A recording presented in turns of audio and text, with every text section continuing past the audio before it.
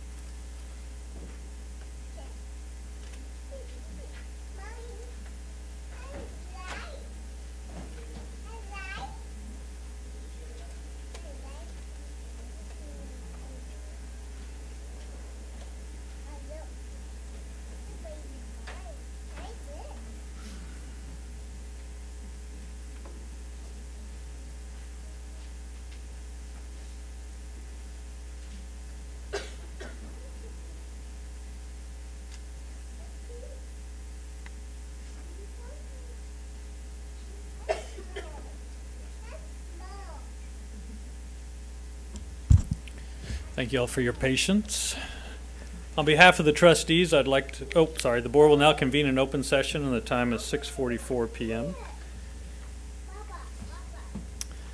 On behalf of the trustees, I'd like to welcome you to this evening's meeting of the Northeast Independent School District Board of Trustees. It is a mission of Northeast to challenge and encourage each student to achieve and demonstrate academic excellence, technical skills, and responsible citizenship.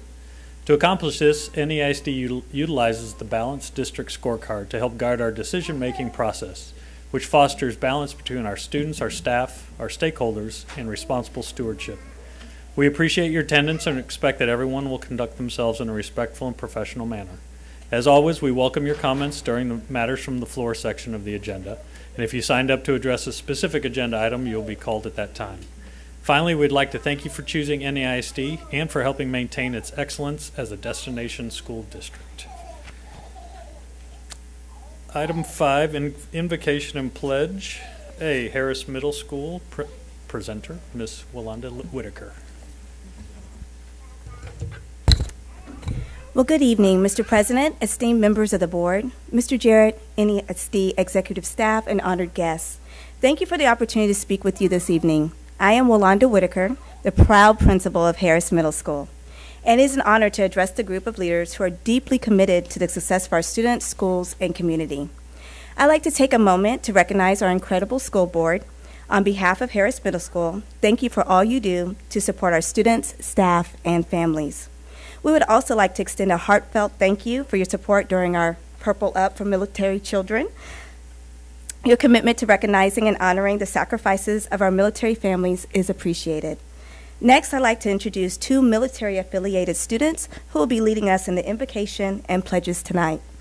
Leading the invocation is Lucia Cabrera, a 7th grade student who truly represents Harris Middle School and what it is to soar like a hawk. Lucia has been an A honor roll student through her middle school years and participates in honor classes at Harris. Lucia is a talented thespian and represents our theater arts department and our choir. She is joined tonight by her proud family, her mom, Miss Hannah Cabrera, her father, Mr. Diego Cabrera. Her siblings have also joined us, Anaí, Beto, and Leah Cabrera. Will you all please stand and be recognized?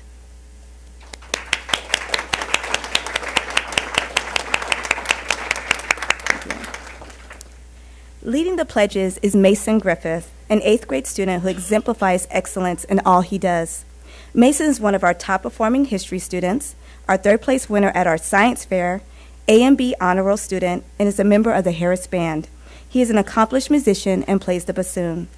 Mason is accompanied tonight by his proud parents, Mr. Matthew Griffith, Mrs. Brittany Griffith's mom, and she's one of my teachers too, so I got to shout that out. Okay. Emma Griffith, his sister, and his grandparents unfortunately weren't here today, but they would have been definitely applauding him on, Mr. Mark Griffith and Linda Stevens.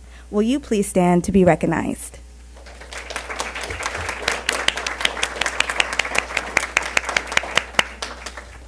These 2 students, Lucia and Mason, embody the excellence, leadership, and spirit of Harris Middle School.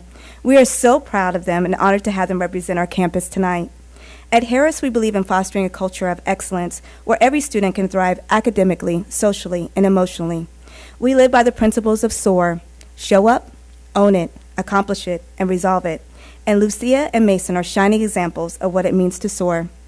Our staff has worked tirelessly to ensure our students not only meet their goals, but exceed them, demonstrating the resilience and determination to make our district a shining example of public education. Thank you again for your dedication and providing the resources that enable us to fulfill our mission. Thank you, board. Next up will be Ms. Lucia.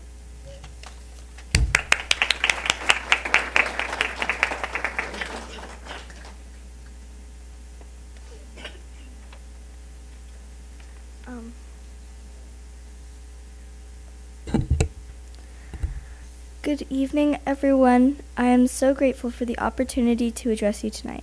I am a 7th grader at Harris Middle School, and I have loved so many experiences in my nearly 2 years as a student there. I moved to San Antonio just days before the school year started in 6th grade, and I was able to register for the one class that I had been looking forward to since elementary school, theater. I was very disappointed to start, but the counselors placed me in choir and broadcast journalism. Because of that, I was able to get to know the theater teacher, perform in the school's UIL theater competition, and registered for advanced theater as a 7th grader. I enjoy taking honors classes and continue to participate in theater and choir. This year, I compete in the district theater contest and received first place for my prose and my duologue, and second place for my comedic monologue. I also had a lead part in our UIL competition one act, which went to win Superior. In choir, I competed in solo and ensemble in both 6th and 7th grade, and won Superior both times. I am very grateful to my wonderful teachers at Harris, who have not only encouraged me to develop my talents and increase my knowledge, but have also supported me when I get overwhelmed. I struggle with anxiety and sensory issues, and the middle school environment can often be overwhelming. At Harris, I have always been met with ample support and love from staff and teachers. As you begin this meeting, I ask that you try to keep in mind the individual students, especially those who struggle with more invisible kinds of trials, depression, anxiety, neurodivergence. Remember that we are all capable of such great things and need love, patience, and understanding. May God bless each and every one of you. Amen.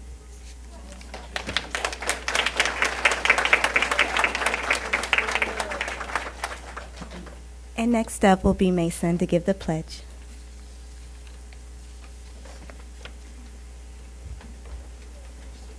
Yes, you can stay right here. There you go. Use the mic.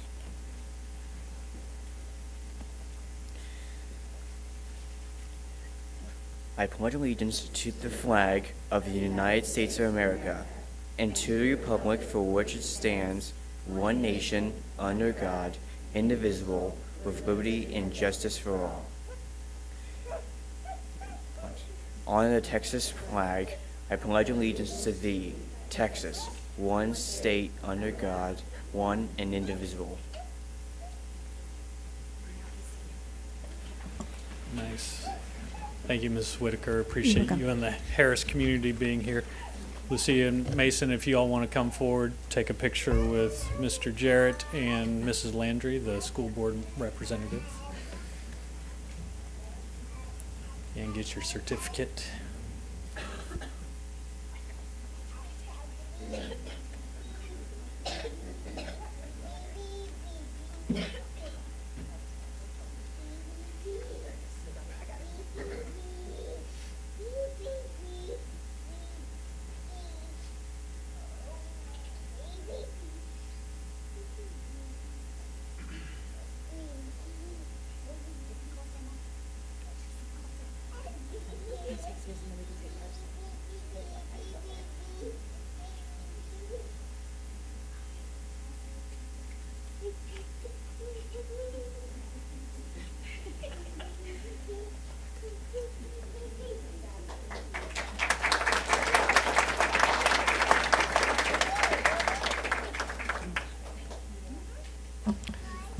Thank you all again for being here. We really appreciate your time, and you are more than free to leave.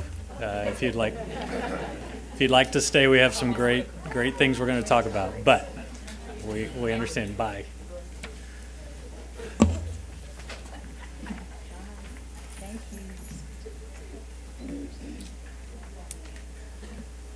Item 6, recognition. A, President's comments and acknowledgement of special calendar events. We have a really busy month coming up between now and the next regular board meeting. So I will go down the list if anybody wants to write these down.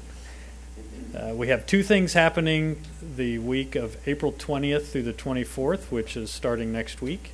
The first one is Public School Volunteer Week. And the second one is After School Professionals Appreciation Week. So keep those in mind next week. Also during that week, we have April 22nd, which is Administrative Professionals Day. So that week, a lot of people to be recognized. April 28th is School Bus Driver Appreciation Day. May 1st is School Principals Day. May 4th through 8th is National Teacher Appreciation Week. And then during that same week, May 5th through 9th is National Substitute Appreciation Week. And then overlapping with that as well, May 6th through 12th is National Nurses Week. So a lot of great people to recognize and say thank you to as we go into the end of the school year. It's kind of a culmination of a lot of people's hard work. So please say thank you to those folks and show them some appreciation. Item B, 2026 TMEA All-State Musicians. Mr. Jimenez. Thank you, President Byer, members of the board, Mr. Jarrett, executive staff and guests. Julie Shore, executive director for Fine Arts, will address this agenda item. Good evening. 33 Northeast students have been named to the TMEA Texas Music Educators Association All-State Ensemble. This is the highest honor a Texas music student can achieve. More than 60,000 students from across the state began their audition process in the fall of 2025. Only 1,700 students earned a chair in one of the all-state ensembles. Out of the 33 Northeast students, 20 of them are choir students, 8 are band, and 5 are orchestra. These exemplary students experienced 3 days of pretty intense rehearsals with world-renowned conductors, followed by concert to thousands of music educators from across all of the states. It was quite an impressive event. The success of our music students is due primarily to the hard work and dedication of our Northeast music educators and the strong programs that they do provide. Thank you so much to our directors for inspiring our students to achieve greatness, and congratulations to our very talented students. At this time, I would like to recognize these students and their directors. First up, we have Lucy Beck from Madison Choir.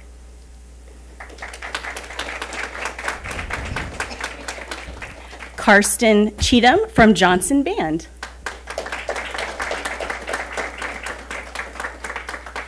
Clara Chun from Johnson Orchestra.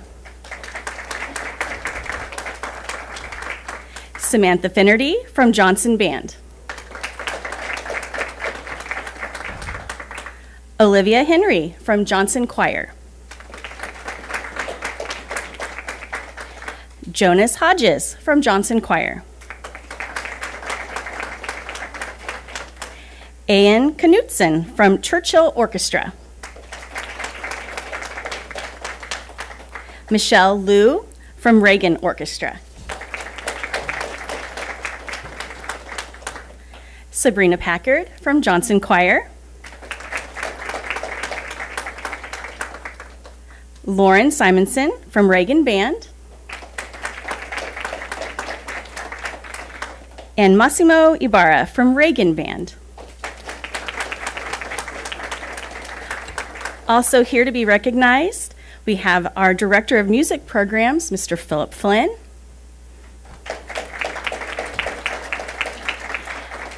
We have Sixto Elizondo. He is our Reagan Orchestra Director.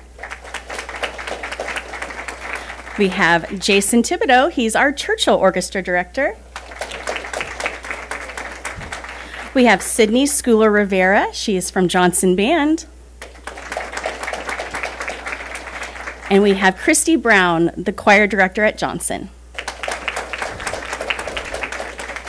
Congratulations to all of these amazing students. We're so proud of all of the hard work you did. We're going to come together and take a picture.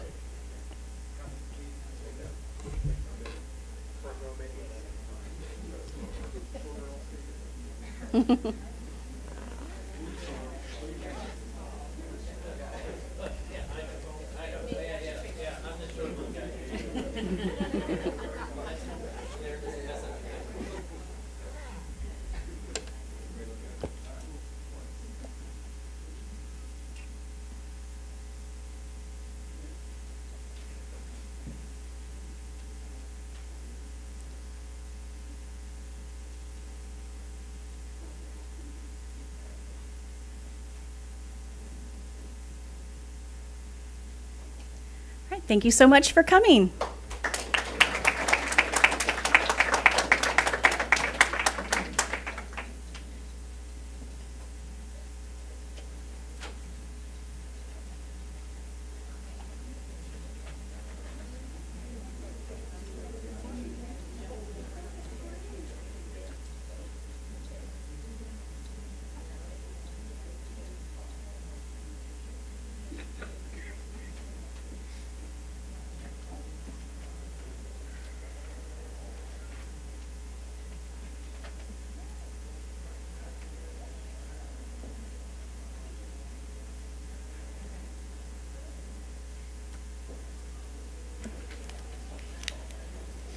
We'll move on to item 7, matters from the floor. Secretary Mrs. Lisa Thompson will take over from here. Good evening. The trustees welcome comments from members of the public during this time of the meeting. Generally, board members do not respond to public comments during the meeting, although members may request further information or a future agenda item on a matter raised during public comment. As explained fully in the board's written procedures for this time, the matters from the floor portion is a limited public forum. Accordingly, speakers may present on a topic related to district business for up to 3 minutes, but are not permitted to make 1, personal complaints about an individual staff or board member that should be raised using the district's grievance policies, 2, a personnel action, 3, a student disciplinary matter, 4, a complaint against a particular student, 5, or pending litigation. Any person who persists in speaking on these topics after being directed not to do so will lose the remainder of their time to speak and may lose their privilege of addressing the board at future meetings. If you signed up to speak on a specific agenda item, you will be called up when the board reaches that item. Please remember that this is a business meeting of the board. Any person or group engaging in outbursts of any kind causing a disruption to the meeting will be warned, and if they persist, will be removed from the meeting. This is to ensure that all speakers have an opportunity to make comments without interruption and that the board members are able to pay full attention to speakers without any distractions. We also welcome written comments at any time, either through email at board@neisd.net or by mail care of the superintendent's office at 8961 Tesoro Drive, 6th floor, San Antonio, Texas, 78217. And we will begin with number 1.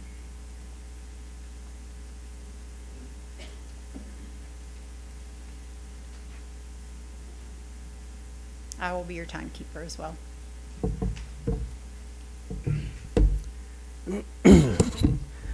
Good evening, members of the Board of Trustees.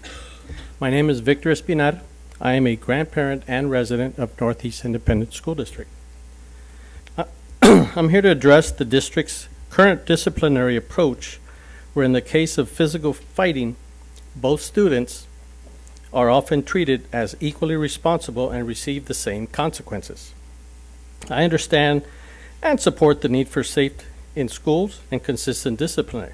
However, I'm concerned that the approach does not always reflect what happens in these situations. There's a clear difference between a student who initiates aggression and a student who is defending themselves or trying to avoid harm. When both students are automatically disciplined the same way, that distinction is lost. This creates a serious concern. Students are victims that may feel trapped. If they defend themselves, they are punished. But if they do nothing, they may still be harmed. This is not a safe message to send. It can also discourage students from participating or reporting incidents at all because they believe the outcome will be the same no matter what happened. That does not improve safety in our schools. I'm asking the board to review this policy and consider a more fair case-by-case approach that allows administrators to distinguish between the aggressor and the student acting in self-defense, with the clear guidelines to ensure consistency across campuses. Our discipline system should promote safety, accountability, and fairness, not treat every situation as if it's the same. Students deserve they feel safe at school and deserve to know that fairness matters. There's one case in point with my grandson who goes to David Lee Hill Middle School and has been bullied for the past 7 months. He's small in stature, so they may attract him, but this past week he was attacked by a 7th grader. He was pushed, he was kicked, he was punched. He asked the other student not to continue. The other student pushed him back down. My grandson is a black belt in Taekwondo and knows how to defend himself. He gave the student 2 warnings, and when the student continued to approach him, he grabbed him by the throat and punched him and knocked him down. He got 3 days of ISS for defending himself against a bully. I ask you to review and revise this policy. Thank you very much for your consideration. Thank you. Number 2.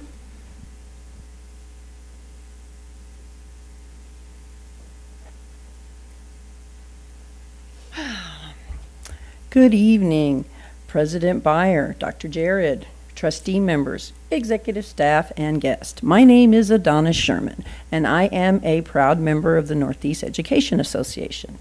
Tonight, I'm speaking about a particular matter. On February 17th, NEISD hosted an in-person presentation on the TRS benefits. I'd like to thank Risk Management,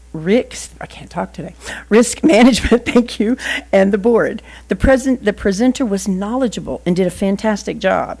She also remained afterward and spent additional time asking questions.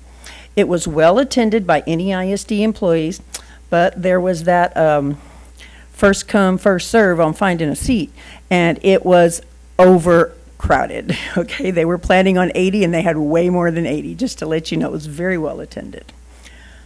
I am here to ask if the board would consider repeating an in-person event like this, maybe on an annual basis or more frequently, since it was so well attended, and just wanted to say thank you for the opportunity because it was very well done. Thank you.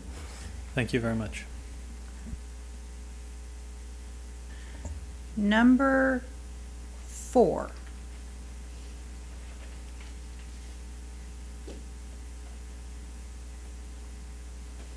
Good evening, Mr. President, members of the board, Mr. Jared, executive staff, and guests. My name is Selena Valdez. I am speaking for the members of the Northeast Education Association to discuss the 2026-2027 budget and staff compensation. We appreciate the difficult balancing act you perform every day to keep Northeast ISD a premier district while facing systematic financial hurdles. However, the excellence of NEISD is built entirely on its people. To protect our classrooms, we must protect the take-home pay of those who run them. As you finalize the upcoming budget, we urge you to prioritize these 5 targeted compensation solutions. 0 increased health care. Freezing insurance premiums is one of the most direct ways to prevent a hidden pay cut and maintain stabilities for our families. A 1.5 cost of living adjustment. Even a modest COLA helps our staff keep pace with the kitchen table inflation that is affecting every household in San Antonio. Fall and spring retention stipends. These provide a critical mid-year morale boost and financial bridge for staff during the longest stretches of the school year. A strategic retirement incentives. By offering a one-time stipend for those eligible to retire, the district can honor long-term service while naturally reducing payroll expenses through attrition. And paid professional development for our classified staff. Our support staff lost hours due to the shortened calendar, and providing paid PD day restores the lost income and invests in their growth. These steps are not just about numbers. They are a demonstration of our values, and they show that even in our funding crisis, NEISD remains a district that puts its people first. Thank you for your time, your leadership, and for your continued commitment to our educators and our students. Thank you. Number 5.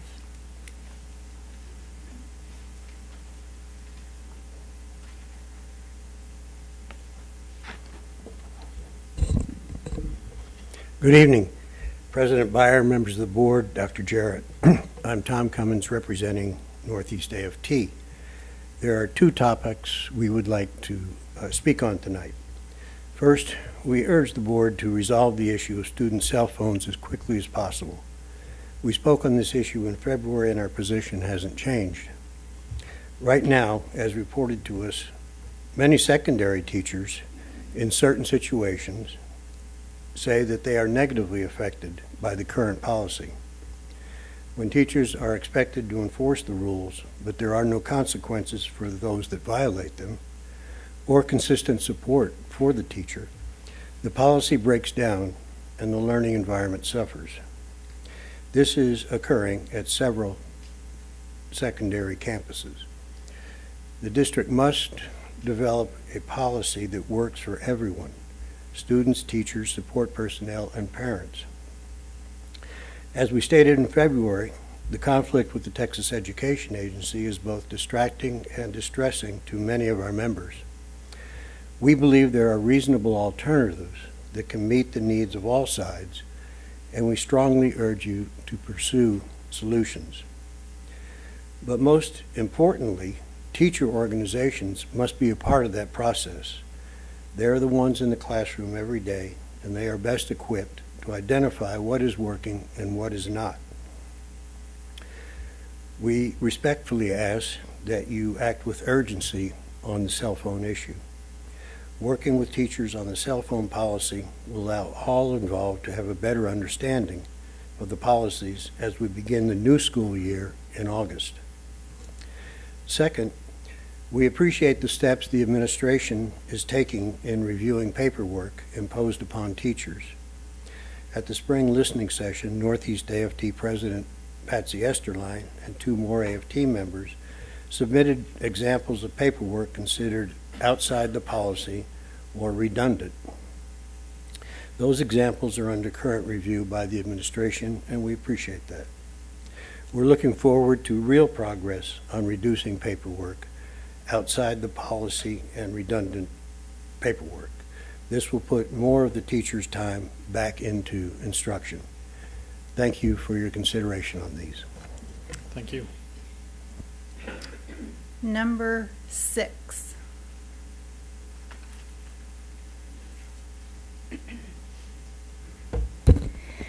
Good evening, Mr. President, members of the board, Mr. Jarrett, executive staff, and guests. My name is Teresa Hurd, and I'm here tonight speaking on behalf of the education support personnel of Northeast Education Association.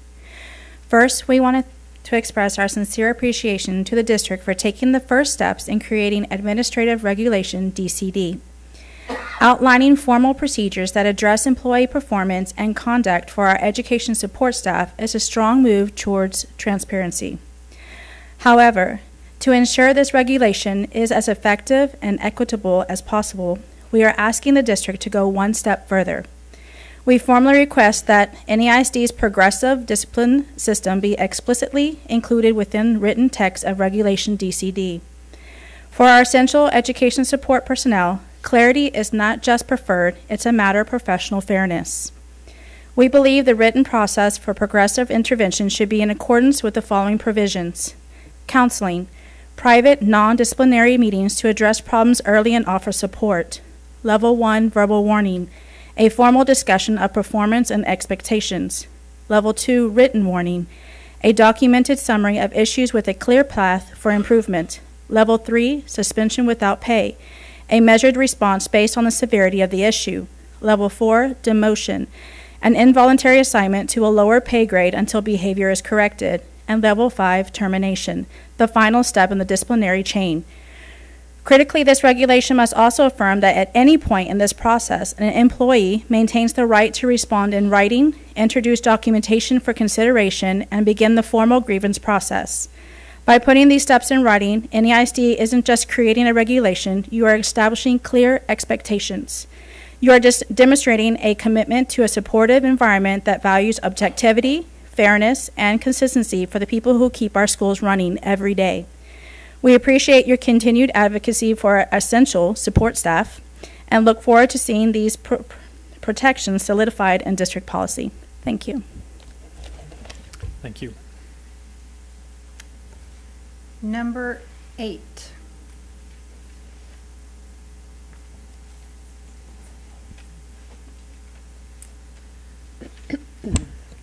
My name is Katie Welke, and I'm a parent in Northeast. And I'm here to speak about 2 issues, the first being the TEA conservator, and the second being the recommendations of the Efficiency Committee. TEA's response to the cell phone policy is unacceptable. It undermines local control and not your authority, but you already know that. Your response here matters, though, because it sets a precedent. Please continue to be transparent and firm in protecting this district's ability to govern itself. This is no longer about how any of us feels about cell phones or their use or even the legislation. It's about defending our right to make decisions for our own children, because in this era of choice, our district is being denied it. This community supports strong decisions that you make, and you saw that with the cell phone policy. To get this same community support, the board needs to make purposeful and intelligent decisions about the Efficiency Committee's recommendations. I understand this is driven by a very real budget deficit, but the process feels very reactive as opposed to being guided by a long-term vision for Northeast. So tonight I ask for 3 specific things. First, provide transparency by giving access to the data that the Efficiency Committee has access to. in the same format. Second, I expect you as board members and elected officials to actively engage with these recommendations and challenge them. Ask hard questions. Thoughtful debate is your responsibility. It shows preparation and advocacy for students, families, and taxpayers. Do not passively receive these recommendations. You are responsible for the decision and the consequences. Finally, I'd like to ask you to consider the broader message being sent. People choose NEISD because of its long outstanding and long-standing reputation for excellence. Eroding and dismantling programs like dual language undermines this trust and has long-term impacts. Thank you so much. Thank you.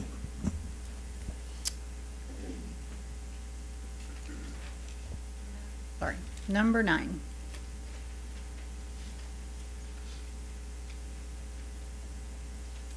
Hello. I'm here to speak about the cell phone situation, and just so you know, testifying in favor of this bill was the Texas Classroom Teachers Association, Texas PTA, the Moloch Foundation, I said Texas PTA already, and ATPE, I believe. So what I want to say is love is not about being nice. It's sometimes telling the truth that needs to be told. I did read the TEA investigation. I thought they were pretty thorough. They made very logical conclusions. And they did that with missing information that I know was not in there. So I'm convinced that any desire to take this to the commissioner or oppose it, I'm not sure how that will go, but there's actually more evidence to support the TEA's decision. We are $2.3 billion in debt because of the bond, and we trust you to handle our money. But we are watching you divert staff resources and money towards fighting this, including legal fees. I urge you just look at this in a different way. Take advantage of a conservator and good governance training.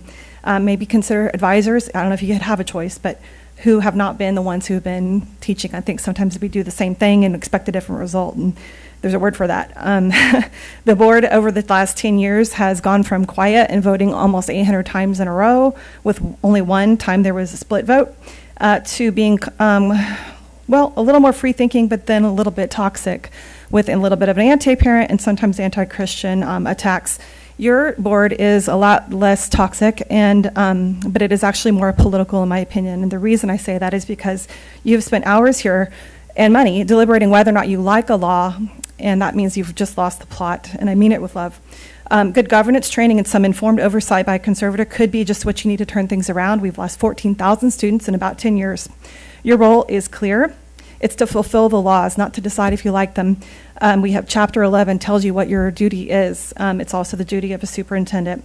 Your job is not to redefine law. I came here in October and I pointed out that the Texas Supreme Court has over and over made it very clear you cannot redefine bills, you cannot ad-lib them or laws. I mean, it's the very clear, unambiguous language of the bill, and this one was. And even when you received clarification on that, you continued to dig your heels in as if it was your choice, but you are not the legislature, with all due respect. You swear an oath before God and before your constituents that you will do a couple things. One of them is uphold and defend the laws of the state. That is your primary function. And if you want to talk about what local control is, it's not setting your own rules. It's taking the laws of the state and putting them in a way that expresses the culture of your people, writing your own policies. You'll make spelling changes, but you're not really writing your own policies. So I urge you to do that. Finally, I want to say good governance. Okay. So when you swear to uphold the laws, you have to decide if you take that seriously, and whether the use of resources is really wise.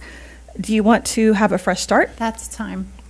I would urge you to take advantage of the opportunity. And can you, before you leave, can you state your name for a record, please? Paula Hilliard. Thank you. Thank you.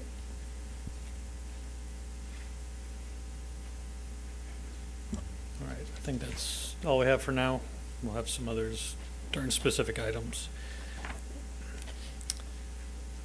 Item 8, matters from executive session. A, personnel including but not limited to administrative appointments pursuant to Government Code Section 551.074. 1, possible action regarding routine personnel including but not limited to administrative appointments. A, Director of Academy of Creative Education. Do I have a motion to approve as presented to us? So moved. Thank you, Ms. Chidgey. Do I have a second? Second. Thank you, Ms. Cox. All those in favor? Oh, wait, I got to go down the line. Sorry. Mrs. Thompson? Aye. Mrs. Chidgey? Aye. Mr. Byer? Aye. Mrs. Cox? Aye. Mrs. Landry? Aye. Mrs. Shelton? Aye. All right, thank you. Motion passes 6-0. Item B, athletic coordinator / head football coach of Legacy of Educational Excellence High School. Do I have a motion to approve as presented? So moved. Thank you, Mrs. Landry. Do I have a second? Second. Thank you, Ms. Shelton. Mrs. Thompson. Aye. Ms. Chidgey. Aye. Mr. Byer, aye. Mrs. Cox. Aye. Mrs. Landry. Aye. Mrs. Shelton. Aye. Motion passes 6-0. Item 9, presentations. A, intruder detection audit. Thank you, Mr. President. We've had 10 intruder detection audits and 0 findings. So I just want to publicly commend our staff and our students for continuing to watch the doors and make sure they shut them tightly and make sure they click when they walk out. So at this time, we have 0 findings. Thank you. It's always good to hear. Thank you, everybody, for being diligent about that and paying attention as we move forward to the end of the school year here. Item B, NEISD Innovative Programs. Before we move on, we do have one speaker signed up for this item, and I'll ask, would you like to speak before or after the presentation? Before. Then you are up. I'm Polly Hilliard again. I'm glad you asked that because I didn't write it down, but I want to say I haven't seen the presentation, and your staff always does a fantastic job giving presentations. So I'm going to go home and watch it online. So I read the posting, and I was trying to figure out what this was because there was a whole lot of jargon in there. So I decided let's use AI and let's see what AI said this meant. It said that this is a unified closed loop where these ideas have looked successful. It's often been well-funded with selective pilots or magnets serving motivated students with strong industry partnerships, not a full district scale program. Gains are often modest. The risks show up repeatedly. Watered down courses to boost graduation. I can't imagine y'all doing that. Early tracking that narrows options. Uneven teacher quality when layering novices with master teachers, and costs add up that feel fast without a clear return on investment. The evidence from similar efforts suggests it would likely deliver incremental improvements for some students while requiring major staff reorganization, potential classroom changes, and more data tracking for everyone. It's hard to say. I know that you've already reformed a couple of classrooms for, I don't want to say it was somewhere between $350,000, $400,000 to knock down a couple walls and put in some movable walls. I don't know if that's planned for every classroom, but we can't afford that. And then, let's see, what else did it say? It says I asked what successes are there. It said some team-based models like Arizona State's Next Education Workforce showed team teachers had modestly lower turnover, went from 10 to 18% versus 21 to 23. And evidence for big improvements in student learning is thin, but mostly from small pilots and specific subjects, math more than reading. Reading's where we have our big problem in the state. The retention bump often depends on teachers feeling if they have real authority, not just being layered with less experienced staff who end up handling most of the daily work. In many districts, experienced master teachers resent the extra mentoring load or see their expertise diluted. Scaling these models large frequently adds administrative complexity and cost. So all I'm doing is telling you a different way to look at it. I don't have an opinion on it. But my thought here is just ask about return on investment, ask about really do the teachers want this? Is this something you've talked to them about? What about parents? How big are we going to scale it? Like I said, how are you going to measure return on any investment that you might make into it? Because we do have the limited funds, but I know you have to do something to address the teacher shortage. So I applaud your staff for being creative. But there might be other ideas out there if the whole community hasn't been tapped into that yet. So just don't forget, a lot of us care and would love to help. Okay, thank you. Thank you. All right, we will move on to the presentation. Ms. Muskies. Good evening, President Byer, members of the board, Mr. Jarrett, executive staff, and guests. I would like to ask Dr. Esmeralda Munoz, our Executive Director for Learning Support Services, to join me in this presentation. We will be delivering this between the two of us. All right. And I want to get it right. It's Dr. Muskies, not Mrs. Muskies. Sorry. Correct That's myself. fine, sir.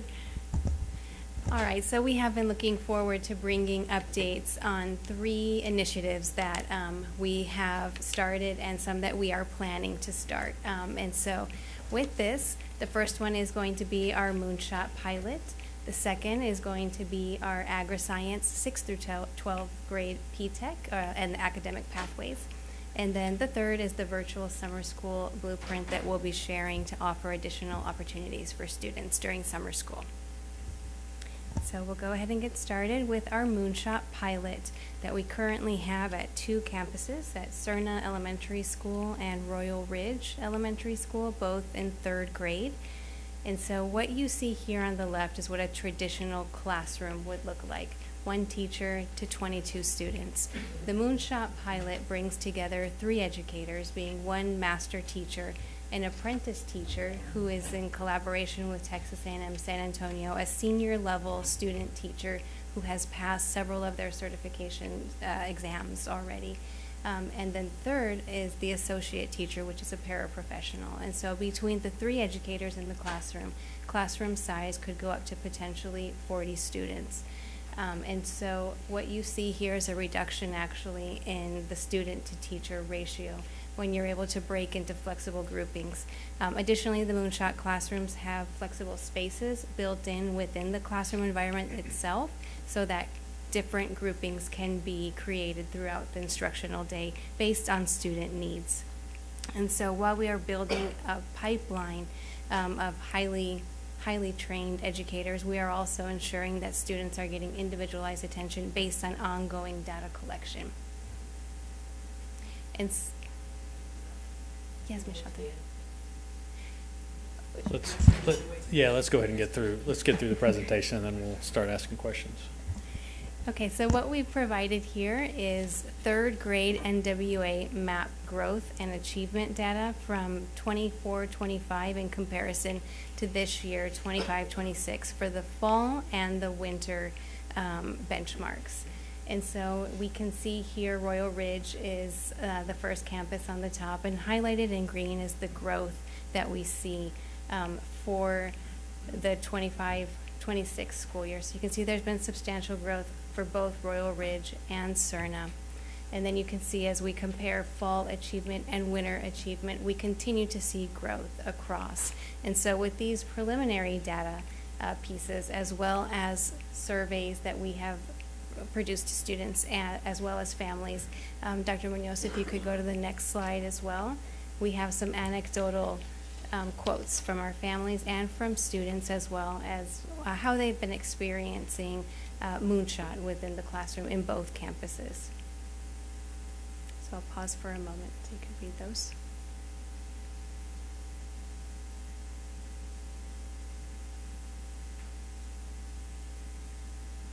Okay, Dr. Munoz?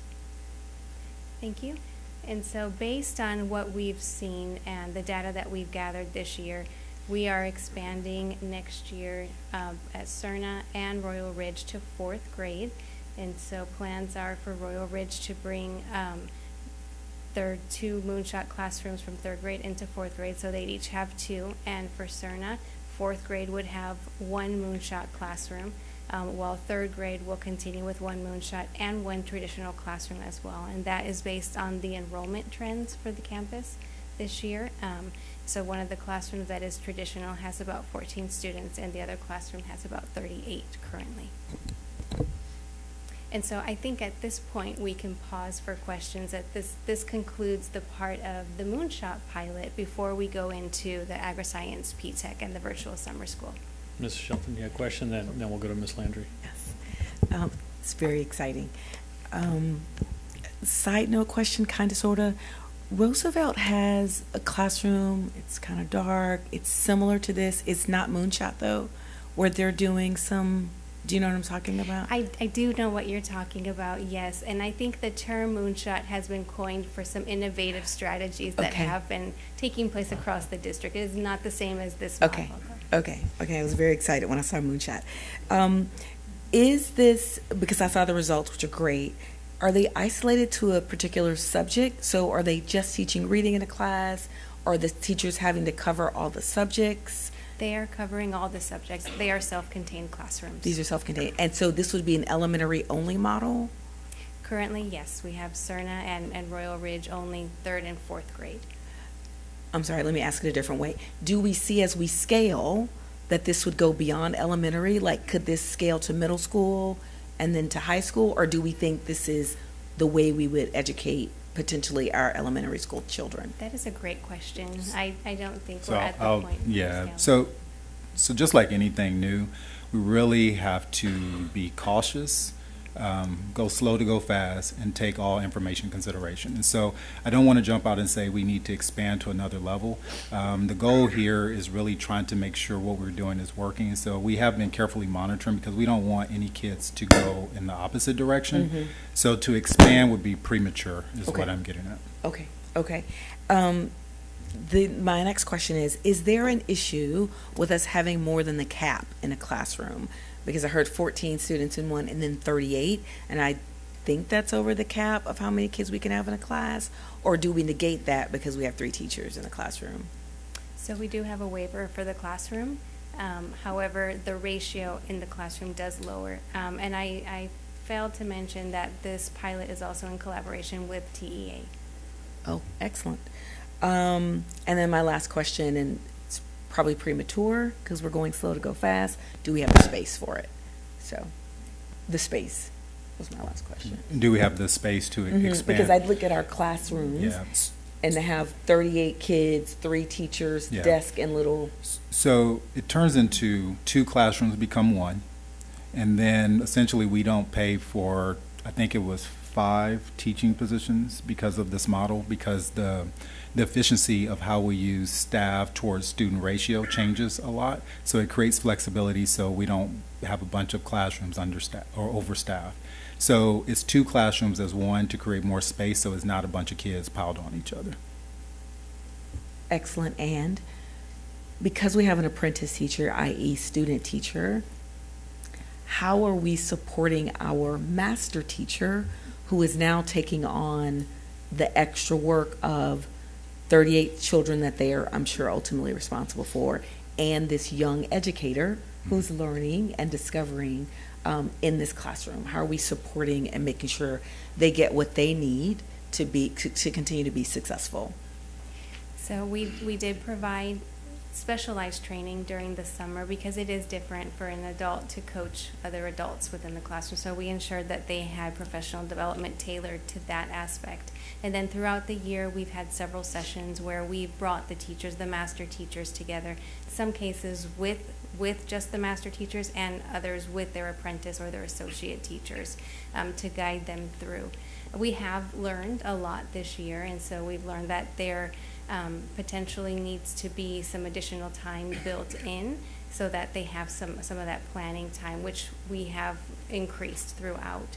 But it is a specialized skill that they need to be supported in.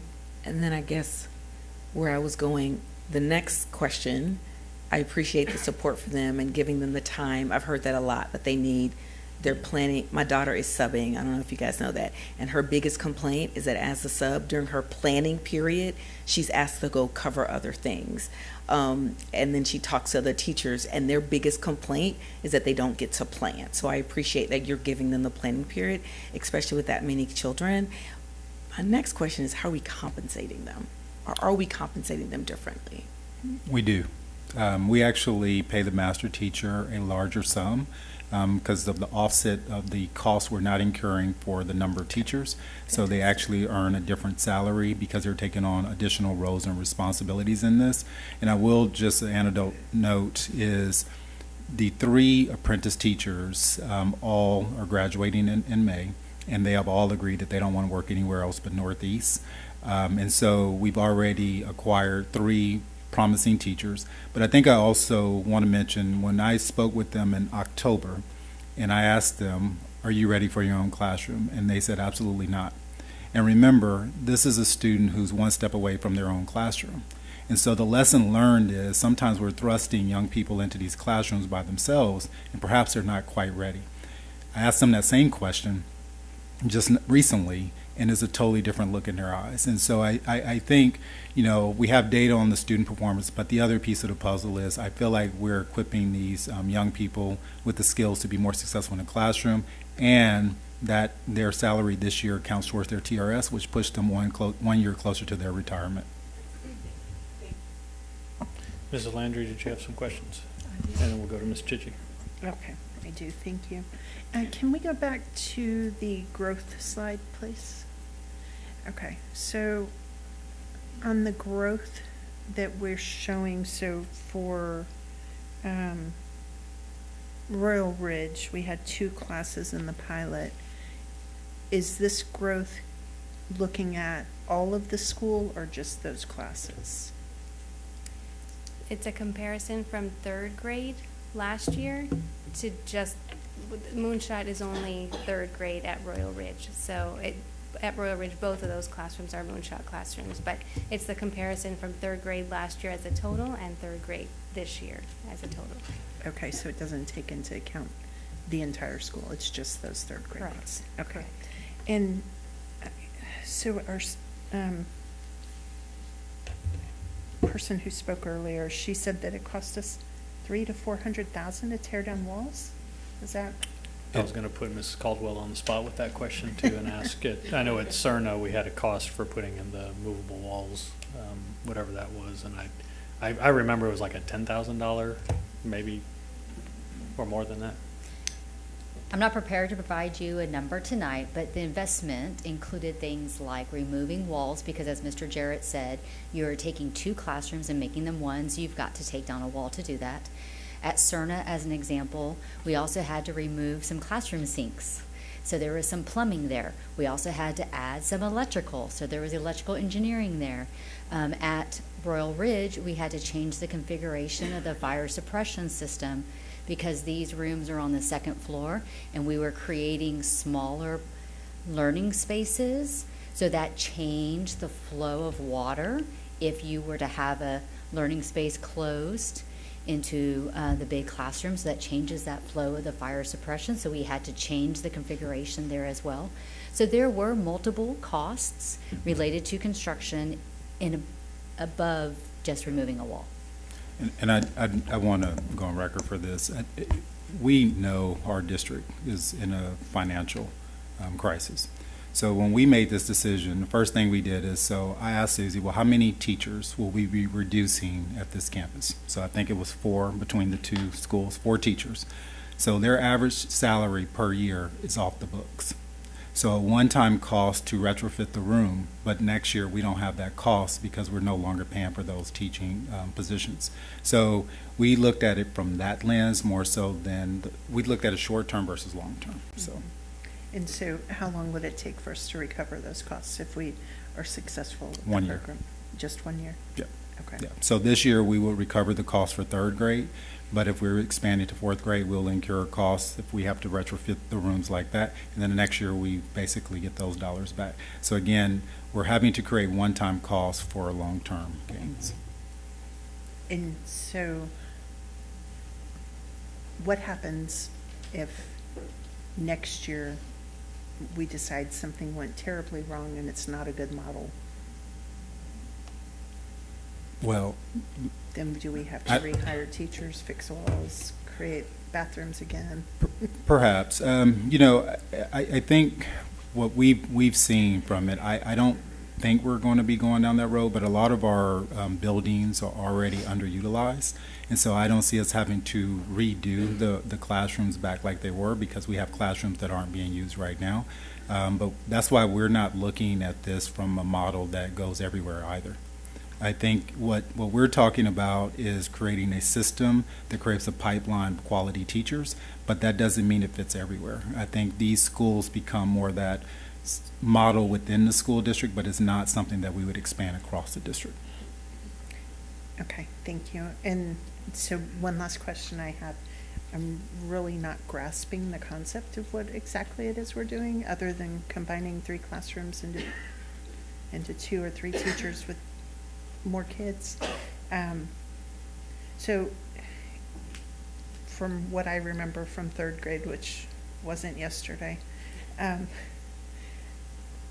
you go to school, you sit in your teacher's classroom, you go to lunch, you come back to your teacher's classroom, and then you're done. Junior high's a little bit different. You go to math and reading and whatever. I don't understand how this is different. So imagine all the students, every time you teach a lesson, the teacher has to frame a lesson. That's for all the students. So all the students get the lesson. And once the lesson is delivered, then based on the student needs, the teachers will say, okay, you're going to take these 7 kids and you're going to go into a small group room, and then you're going to reinforce the learning. You're going to take these 12 and go into that room. And then what they're doing is giving more one-on-one attention to the kiddos and filling any gaps that they have. Then they come back to the whole group to share out exactly their mastery level of the content. And so really what it's affording is more one-on-one attention and smaller group instruction, so that way a kid isn't forgotten about.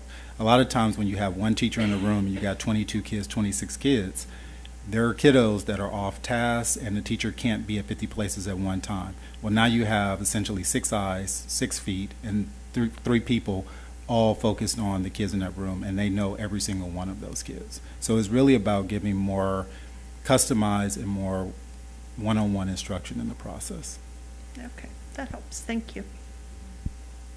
Mr. Chichi? So Mrs. Thompson and I just happened to be at CERNA delivering a book while you all were there visiting.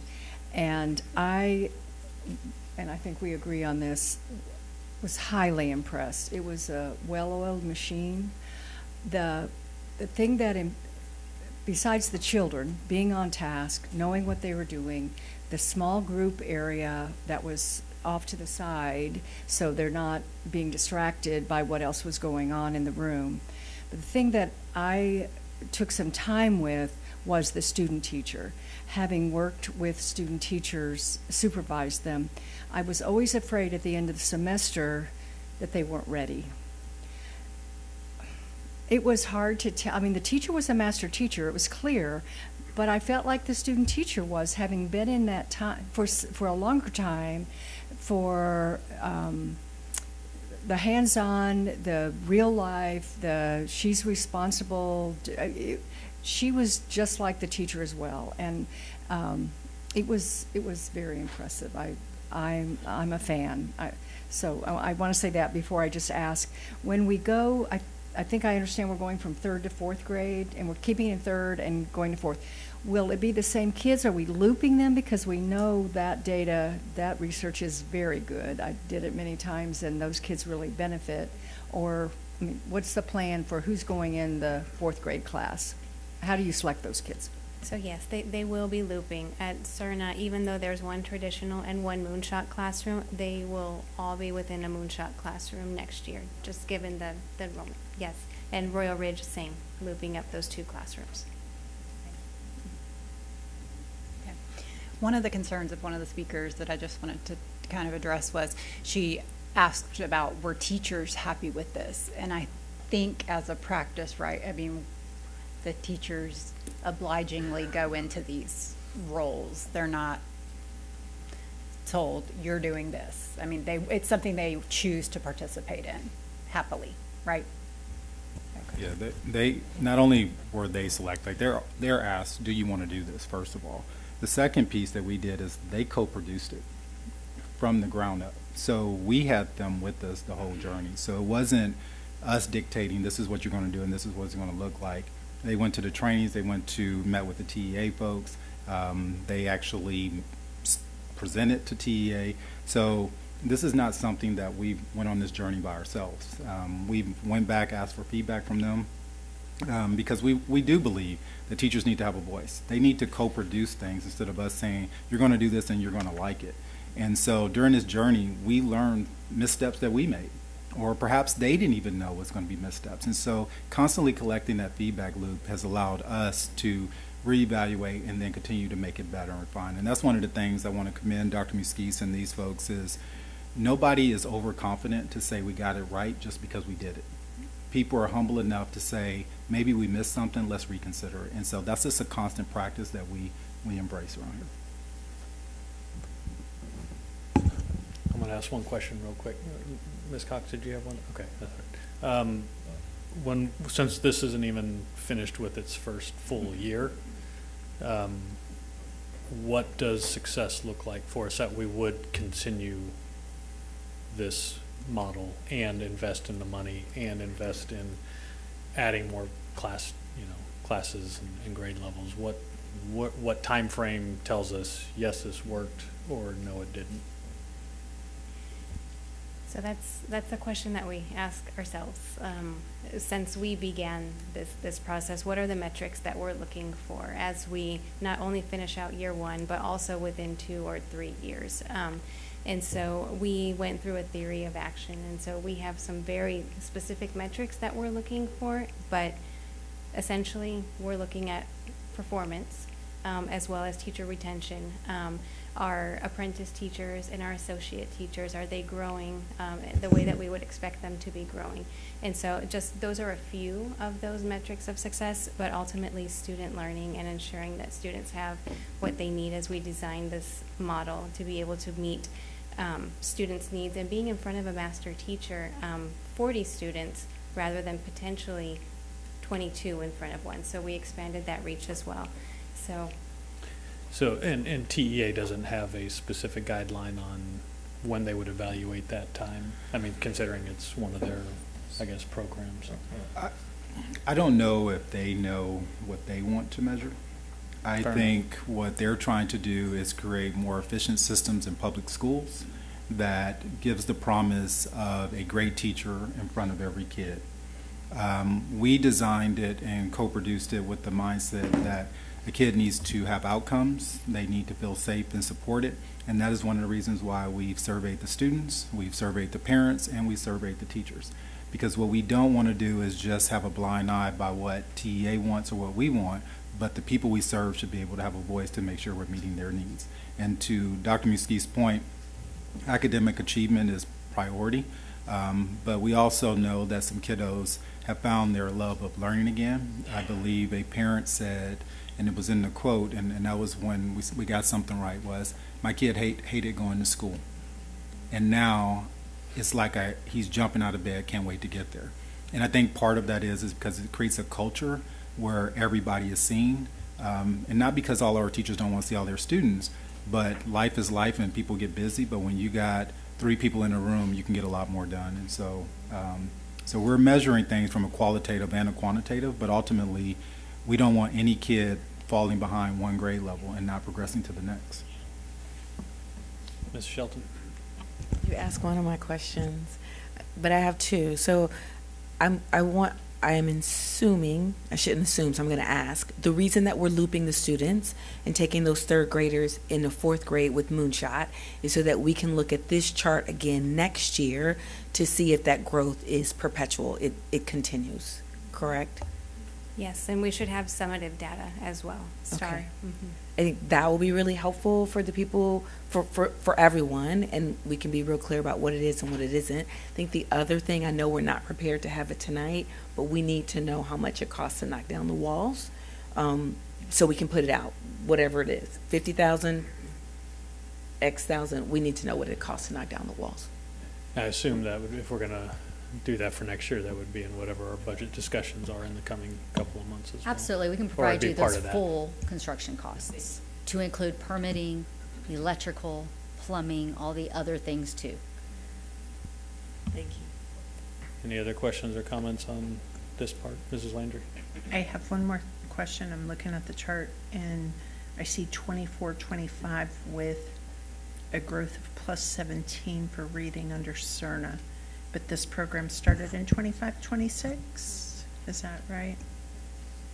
That's correct. Okay, That's so correct. what is the growth in 24-25? Is that just from the prior year and they were already growing? Is that a different class? What group is that? The growth is from fall to winter, and so that growth measure is how much the students grew between that first administration in the fall to the winter. Of the year prior to the moonshot? Of that year.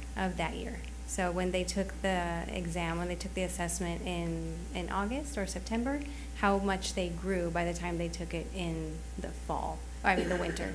excuse me. So they were in the 49th percentile of growth in reading in 24-25 between those two administrations, and where this year in 25-26 they were in the 62nd percentile of growth between the fall and the winter administrations. Okay, so the 17th, the plus 17 is from the end of 25 to the beginning? So the fall achievement percentile for the third grade class in 24-25 was in the 25th percentile. And so they grew 17 percentiles. And they were not part of the pilot? They were not Okay. that year, no. So then the group that was part of the pilot grew a little bit less, but started higher? Is that what I'm seeing? That is correct. They did start higher, and they grew 10 percentiles rather than the 17 from 25 to the 42nd. And those, the 24-25 and 25-26 are not the same group of students. Those are different. Different, correct. Got it. Thank you. Any other questions on this one before we move on to the next? All right. All right. Proceed. Dr. Munoz, I will pass it on to you. Yes, ma'am. Good evening. For Pillar 2, we have our new possible P-TECH program under the Agri-Science Magnet program that we currently have. One of the things that we have done through the P-TECH model here at Northeast is very unique as opposed to the P-TECH models around the state, and that we are looking at it from 6 through 12.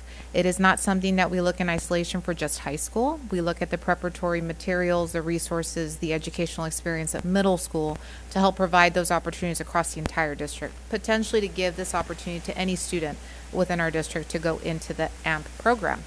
So we were looking at our planning year. We actually just got the notification from TEA that we are free to start our planning year through TEA. That does not mean that we are going to be designated just yet.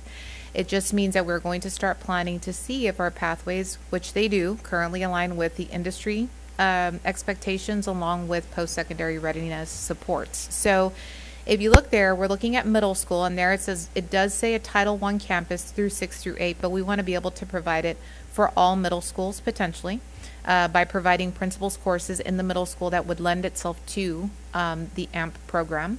And then going into 9 through 12, we would be looking at Madison High School, obviously, but with a very tight partnership with our post-secondary institution as well as our industry partner.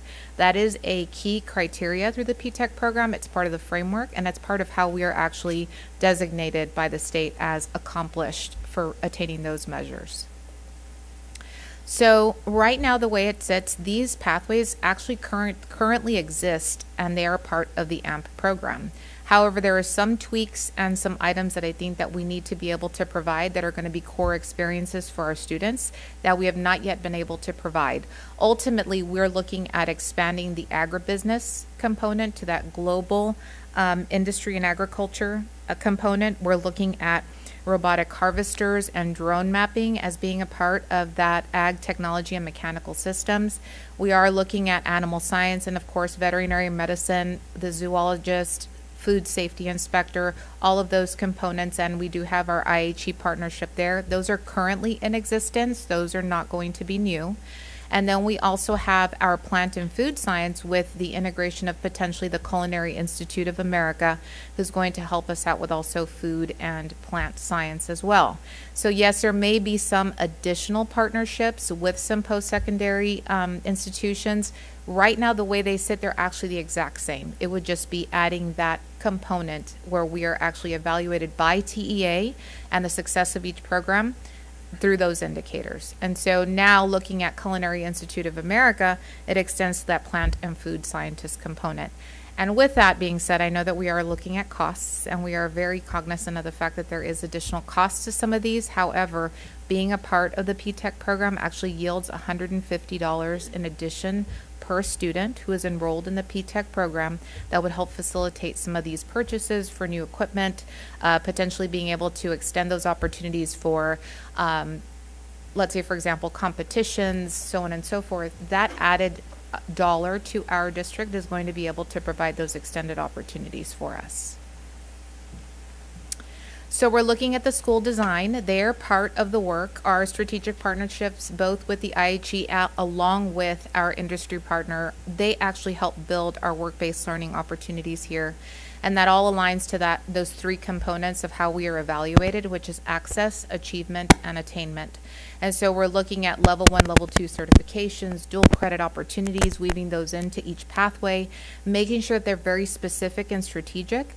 One of the things that we have also learned from our IHE partners is the fact that they have had to do a lot of prerequisite course work or teaching for a lot of students that go into the agri-science community, right? However, a lot of our students currently right now going into that are already so far ahead. Now it's just a matter of tailoring each pathway to be able to grant that exposure both for the industry side as well as for the dual credit side as well.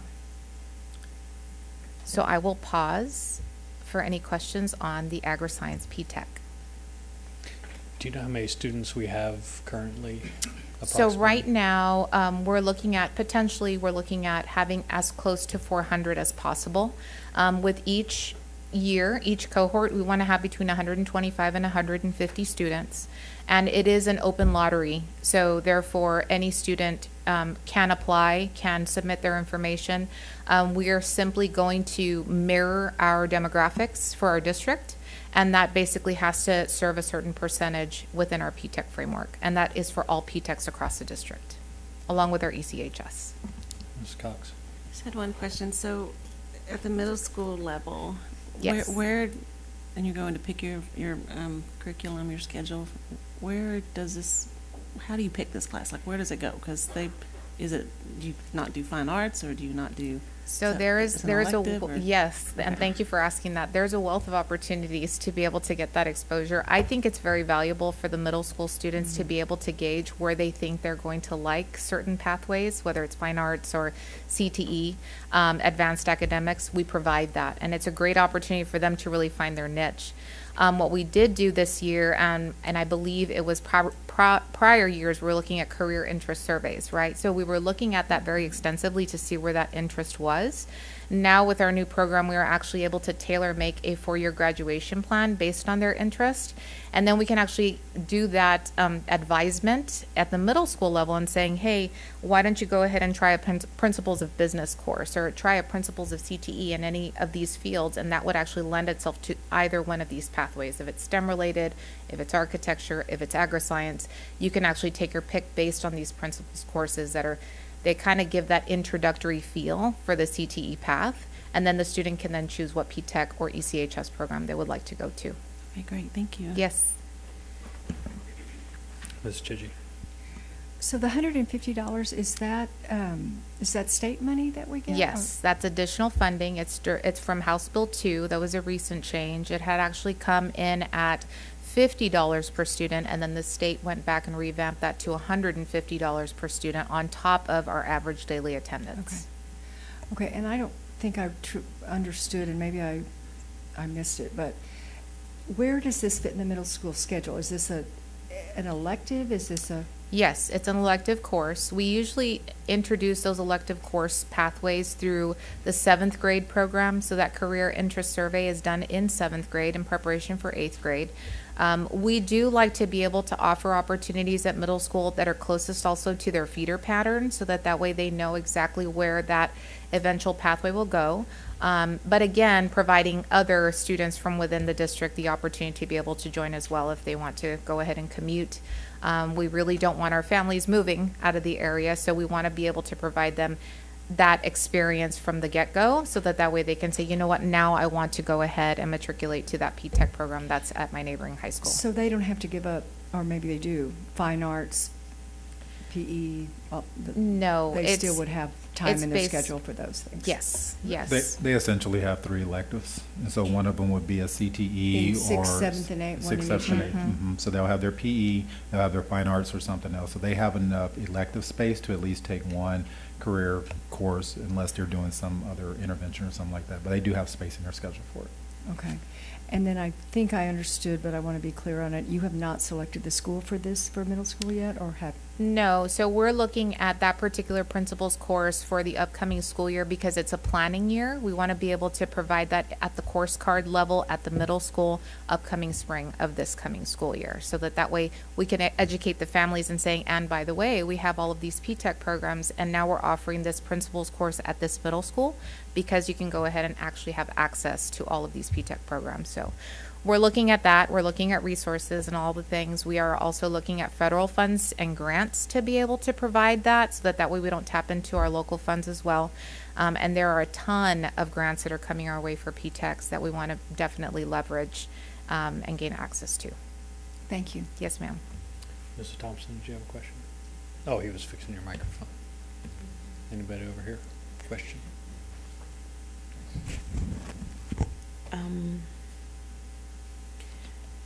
The 400, is that high school or 400 is middle school? 400 is high school. How many do we anticipate? So next year would be a planning year. Yes.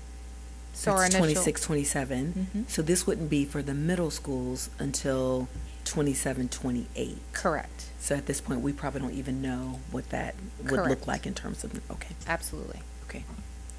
More to come. as Yes, they more to say. come. Stay tuned. Any other questions about this one before we move on to the next? All right. Next one. Okay, and our final innovative experience that we are going to look at implementing this summer is a virtual summer school. We wanted to be able to find a way to provide flexibility for students during the summer months to be able to recover any, and attain any credits that are part of a specific list of courses that we offer in our current learning management system. And then we also wanted to be able to provide a different approach that we have seen. We've done our extensive research with other neighboring districts and how their virtual summer or virtual course blueprint looks like. We wanted to actually be able to provide a synchronous hub where we have teachers interacting with our students on a regular basis. So it doesn't necessarily mean that a student will hop online and continue the coursework by themselves in their entirety. No, we would actually have summer school teachers who would be part of this virtual space, and they would be able to interact with students periodically whenever they do come across some content or material that they are not available to answer on their own. We also have that virtual proctoring system, and we worked very closely with our technology services department. We've done an amazing job. They've done an amazing job putting all of this information together, from securely for the academic dishonesty component, making sure that our students actually are able to log on, making sure that our students are connected to the Northeast system. By providing that asynchronous approach and the synchronous approach, we feel that this could probably be a model that we can explore this summer. In addition to that, we have found that a lot of our students throughout these last few years have had to really choose when it comes to EOC preparation versus credit recovery and credit acceleration. Sometimes students are tasked with both, where they may have failed a state assessment, but yet they need to sit in a credit recovery all day or credit acceleration class, and then they don't get to participate in remediation. This actually would eliminate that. There would be no conflict where the student can actually participate in virtual summer school, go through the course every single day from 9 to 1. That's going to be an interaction that our teachers are going to have with our students. However, they want to hop on a Friday, on a Saturday, they're able to do that as well. In addition, they can go to their home campus, or they can actually go to the summer school site and do the EOC remediation at the same time. We also have students that work over the summer. They have a lot of activities that they're doing. They want to participate in extracurricular activities as well, and sometimes having to go to summer school, they have to make that choice as well. We want to be able to give our students as much flexibility as possible to be able to obtain the graduation requirements, but then alongside that, being able to give them more exposure to that EOC prep or any other opportunity as well. And so we're looking at Google Meets, we're looking at a live tutoring hub, and we are looking at that one-to-one academic progress check to prevent the failure for our students. And I will take any questions you have on the virtual summer school blueprint. Other than a lot of work for our new Executive Director of Information Technology, we're good. Any questions on this particular model? Help me understand how they don't have a conflict. If I have summer school from 9 to 1, whether it's, for sure if it's synchronous, asynchronous is the only way I can see this working. But help me understand how I'm not going to have a conflict with the EOC and doing virtual summer school. So there are AM and PM sessions, and sometimes a student will be able to log on and be able to navigate through the units at the same time on their own. They definitely may not have to log in every single time, but from 9 to 1, we are going to have a teacher interaction that is available to them to be able to check on progress, to be able to say, hey, I noticed that you're not progressing through your units.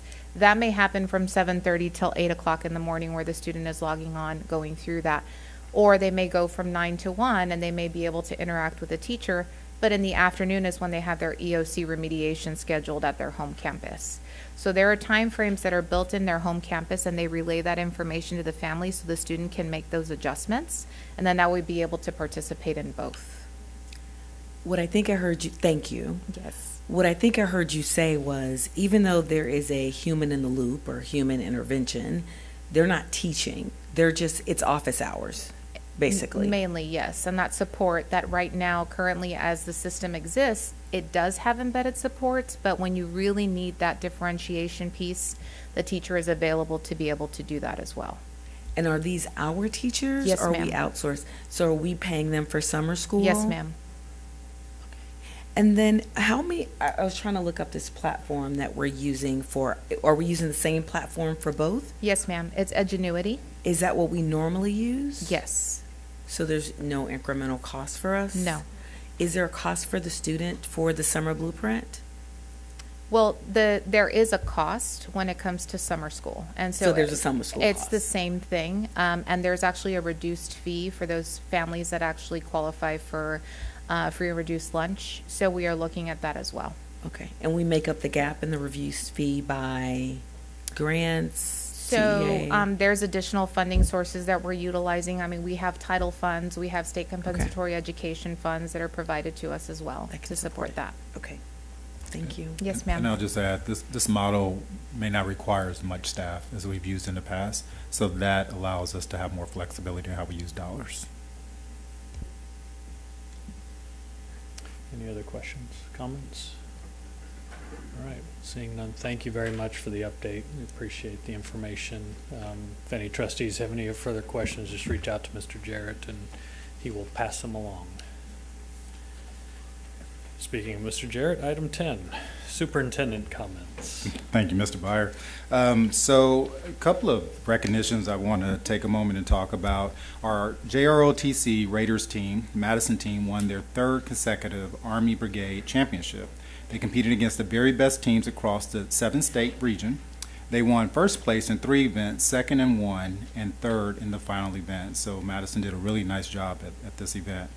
Another one, we have Jackson Middle School, 8th graders Isaac Gonzalez, Jose Guillen, Oswaldo Ureta, and Gabriel Welch broke the 8th grade boys 400-meter relay with a time of 46.82 seconds. So they were running pretty fast. I want to also congratulate MacArthur softball coach Mike Alfaro. As a coach, he recorded his 300th win. So congratulations to him and Mac. We also recently celebrated our Paraprofessional of the Year ceremony at Lee High School, which, by the way, was fantastic. They are just truly a gift to our classrooms, and so I'm just really excited that we take the time to recognize them. So Nadal Abdallah from Redland Oaks Elementary School received overall elementary paraprofessional of the year, and Dorothy Wood from Lee Nisa STEM High School won overall secondary paraprofessional of the year award. This past, I feel like it's been all month, but this past few weeks, we also we're in the middle of SUMA seasons. We still have 2 more to go. These are students who have earned a 100+ grade point average. We have 527 students who have achieved this honor this year across our district. And if you haven't attended a SUMA ceremony, I highly encourage you to attend.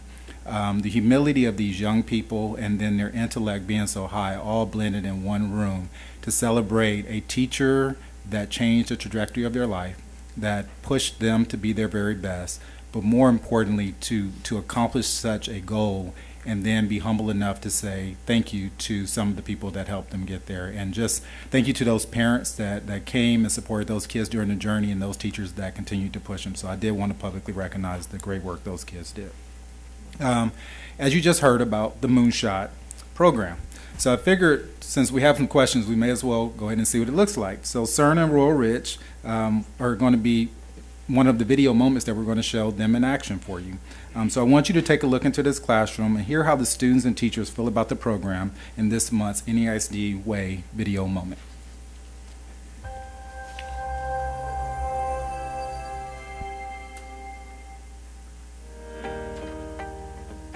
Welcome to Royal Ridge.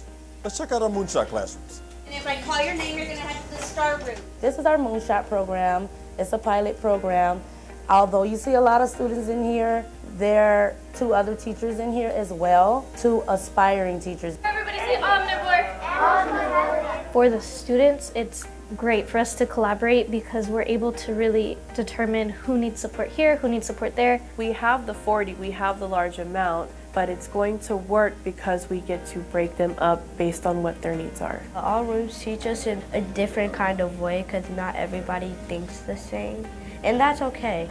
We're all still learning at the end of the day. To see what the seals eat. This honestly has been the best to be able to work with the team because I don't feel like I'm learning on my own. We have the associate teacher who's also learning with me. If we have the same question, we can go to our master teacher. Write your animal's name. The students love having 3 teachers. We get to work together a lot. I like that it's bigger and there's a lot of peers that will help me when I need help. Good job, George. The students love it. Cactus, that's a good one. For the educators in the classroom, being able to collaborate, make those real-time decisions in the moment when instruction is happening has been phenomenal. A says animals migrate. Ms. Vargas, who is our resident intern teacher, and she has worked with this master teacher, Mrs. Delaney, for the entire school year.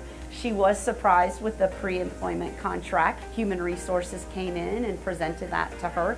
She is being offered the opportunity to be a teacher next year in Northeast ISD. Because they recognize and they see the value and the benefit of that year-long support and training for a brand new teacher. We're really building a pipeline of high-quality teachers because we know that that first year of teaching can be so important and it can be so pivotal. And we are just so honored to be able to extend to you, this offer to join Northeast ISD. Do you know what that means? She's going to be a teacher here next school year.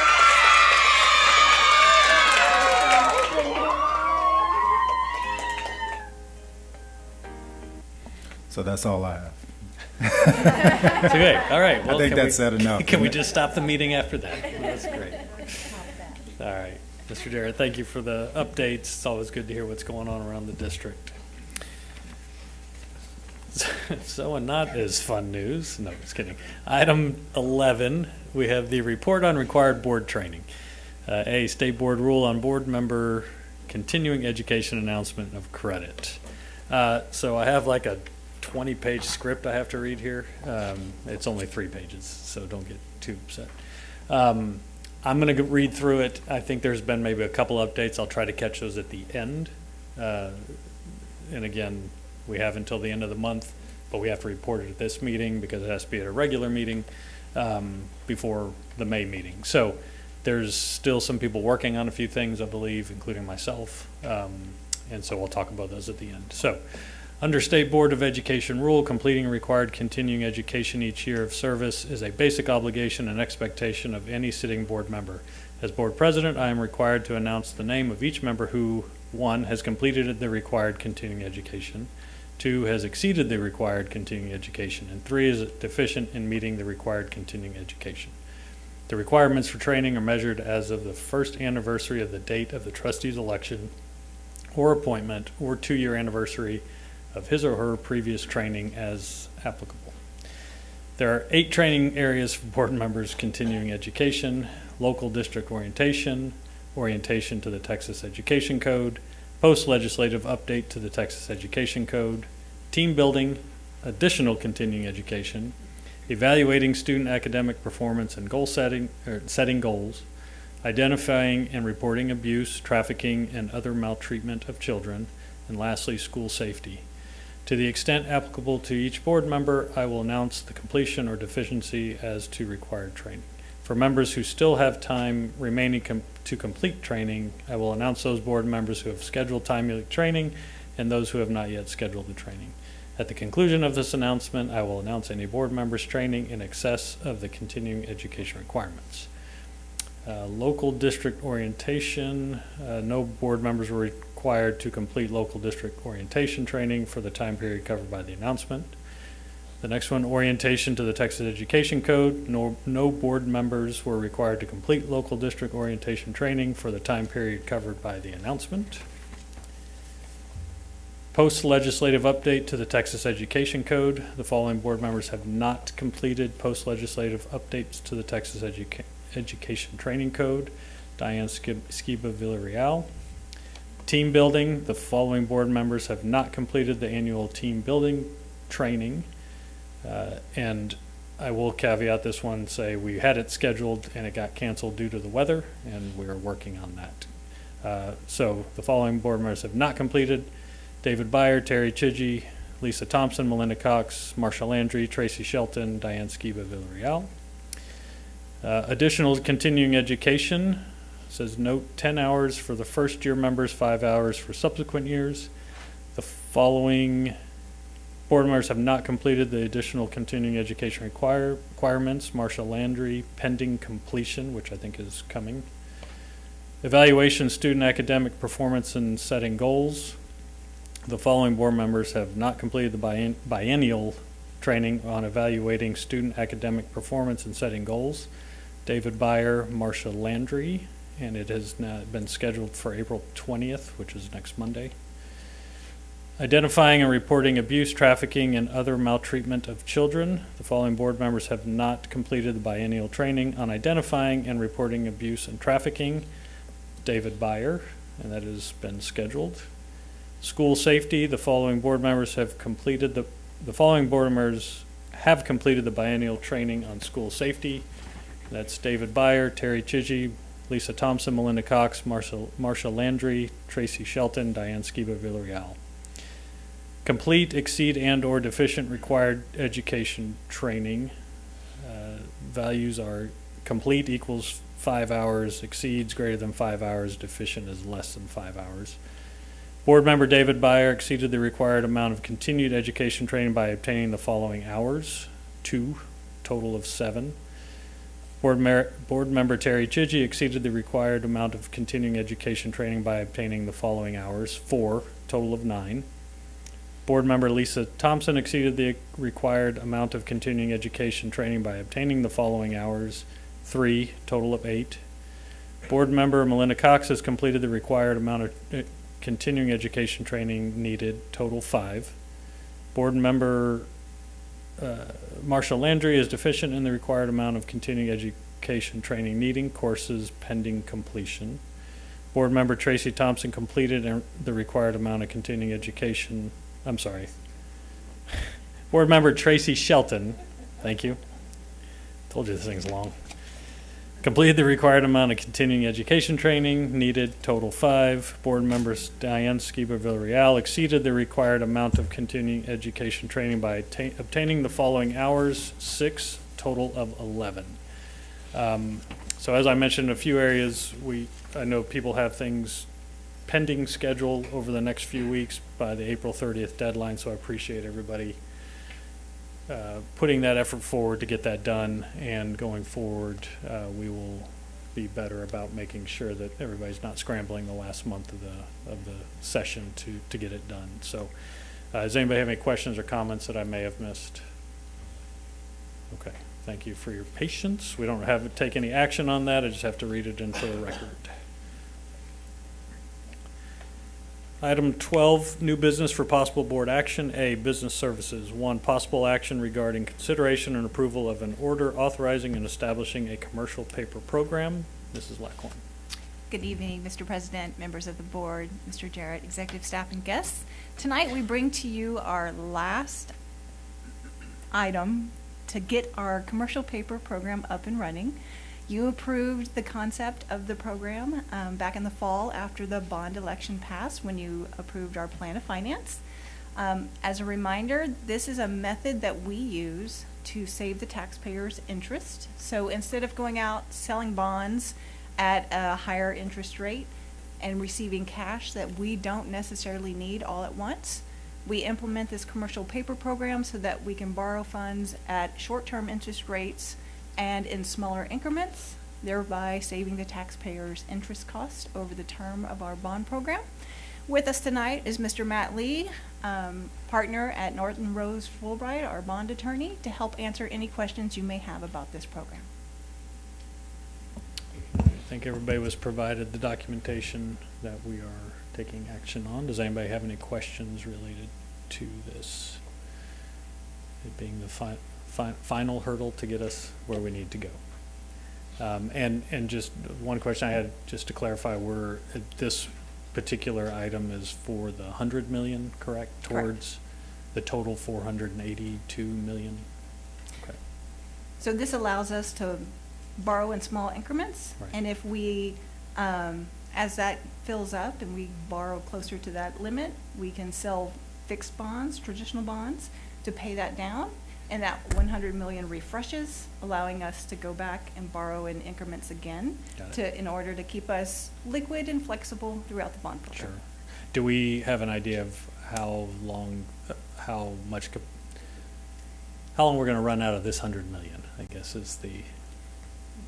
We seem to be starting slower than what we would need this. This is going to last us a while, is what I'm going to say. Okay.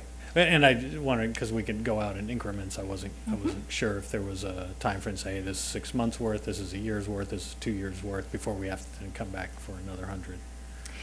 We won't have to come. We'll bring you a different bond order to refresh that. In the 2015, we did this with the 2015 bond program, right. And it was very successful. And we didn't do the last batch to pay off the commercial paper until 2022-ish, I think. That's right. So, I do remember. Yeah, it does take it granted us flexibility for all throughout the program. Got it. Okay. Any other questions or comments? Mrs. Shelton. I am really excited about this, and I would love, and I'm sure you're going to probably do it anyway, I would love for us to be able to go back to our community and say, we asked you for X, you gave us Y, we thought it was going to cost Z, but we saved you this percentage. I'd love to be able to tell that story, because we know that the cost of the bonds is a concern for people. So as you save the dollars, can we just get ready to tell folks how we're taking care of our schools, our property, our community property, with the money that they said we could borrow, and we're doing it at a cheaper rate? I think that's a great story to tell. We absolutely can show the savings once we start issuing and compare that to what the rates are on the long-term market. We can definitely show that. And Mrs. Shelton, so I know Mr. Jarrett and I just started speaking in the last couple of weeks about what this might look like as a board going forward with regular intervals of a presentation, so that we can understand where we stand with the bond, with the money. We can roll in the financial aspect of interest rates, whatever that is. And once we get the first one, once we kind of get into the program a little bit more, then we can have some feedback. What do we need more of? What do we need less of? And that way we're not putting extra work on everybody, but that the community is hearing the updates, we're hearing the updates, and going forward like that. So thank you for the input. Any other questions? All right, seeing none, do I have a motion to approve the order authorizing and establishing commercial paper program as presented? So moved. Thank you, Ms. Shelton. Do I have a second? Second. Thank you, Ms. Chidgey. Mrs. Thompson? Aye. Mrs. Chidgey? Aye.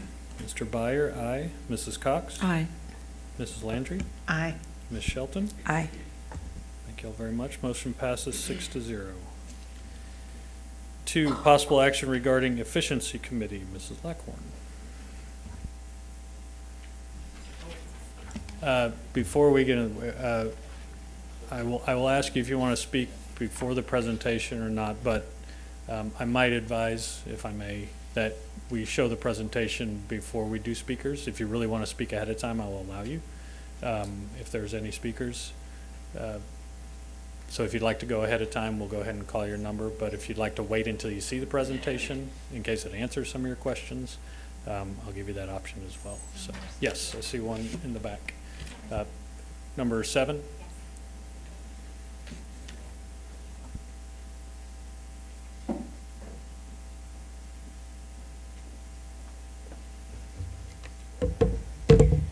Good evening. My name is Marcy Fair. I first want to thank the board and district leadership for your work in addressing budget challenges and planning for the future of NEISD. I'm a parent of 2 students in the monolingual program at a dual language campus. I'm here today to speak specifically about Phase 2 of the Efficiency Committee action item, the proposed consolidation of dual language programs. While I understand the need for efficiency, I have serious concerns about what consolidation could mean for our community schools. Dual language campuses are more than just academic programs, they're strong, connected communities. Families choose these schools not only for bilingual education, but for the cultural diversity they provide. Consolidating these programs risks disrupting those communities and weakening the family engagement that makes them successful. The current model also supports families in practical ways. It allows siblings on different learning paths to remain on the same campus. That matters.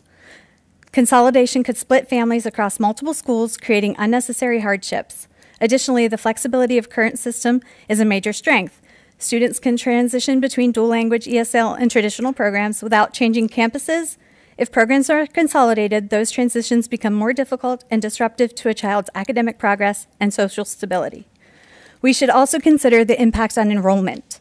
Dual language programs are a draw for many families. Reducing access or increasing travel distances could actually decrease participation and undermine the long-term success of these programs. Finally, I want to emphasize the need for transparency. Please ensure NEISD administration have learned from the last time dual language campus consolidation was considered. Families and staff deserve clear criteria for how decisions will be made, open communication throughout the process, and meaningful decisions or meaningful opportunities to provide input before changes are finalized.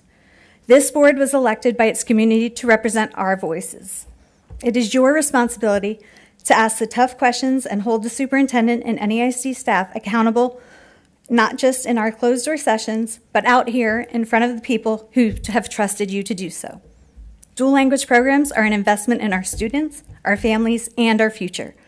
I urge the board to proceed with caution and prioritize maintaining strong, accessible, community-based programs. Thank you for your time. Thank you. There was a couple other people signed up to speak. Would you like to speak before or after? I think I had a number 3. On 3, I'd like to go after if possible. Okay. And then number 8, I know you spoke earlier. I didn't know if you were coming up to speak again on this topic.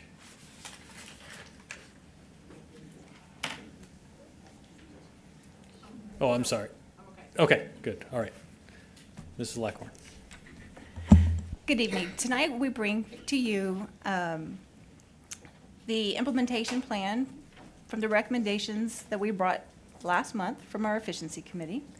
Just as a reminder, these were the Efficiency Committee recommendations. Number 1, proceed with opening enrollment eligibility to students outside the NEISD boundaries. It is recommended that NEISD leaders and staff establish clear policies and procedures that ensure applicants meet and maintain district standards and that capacity is available to absorb the applicants.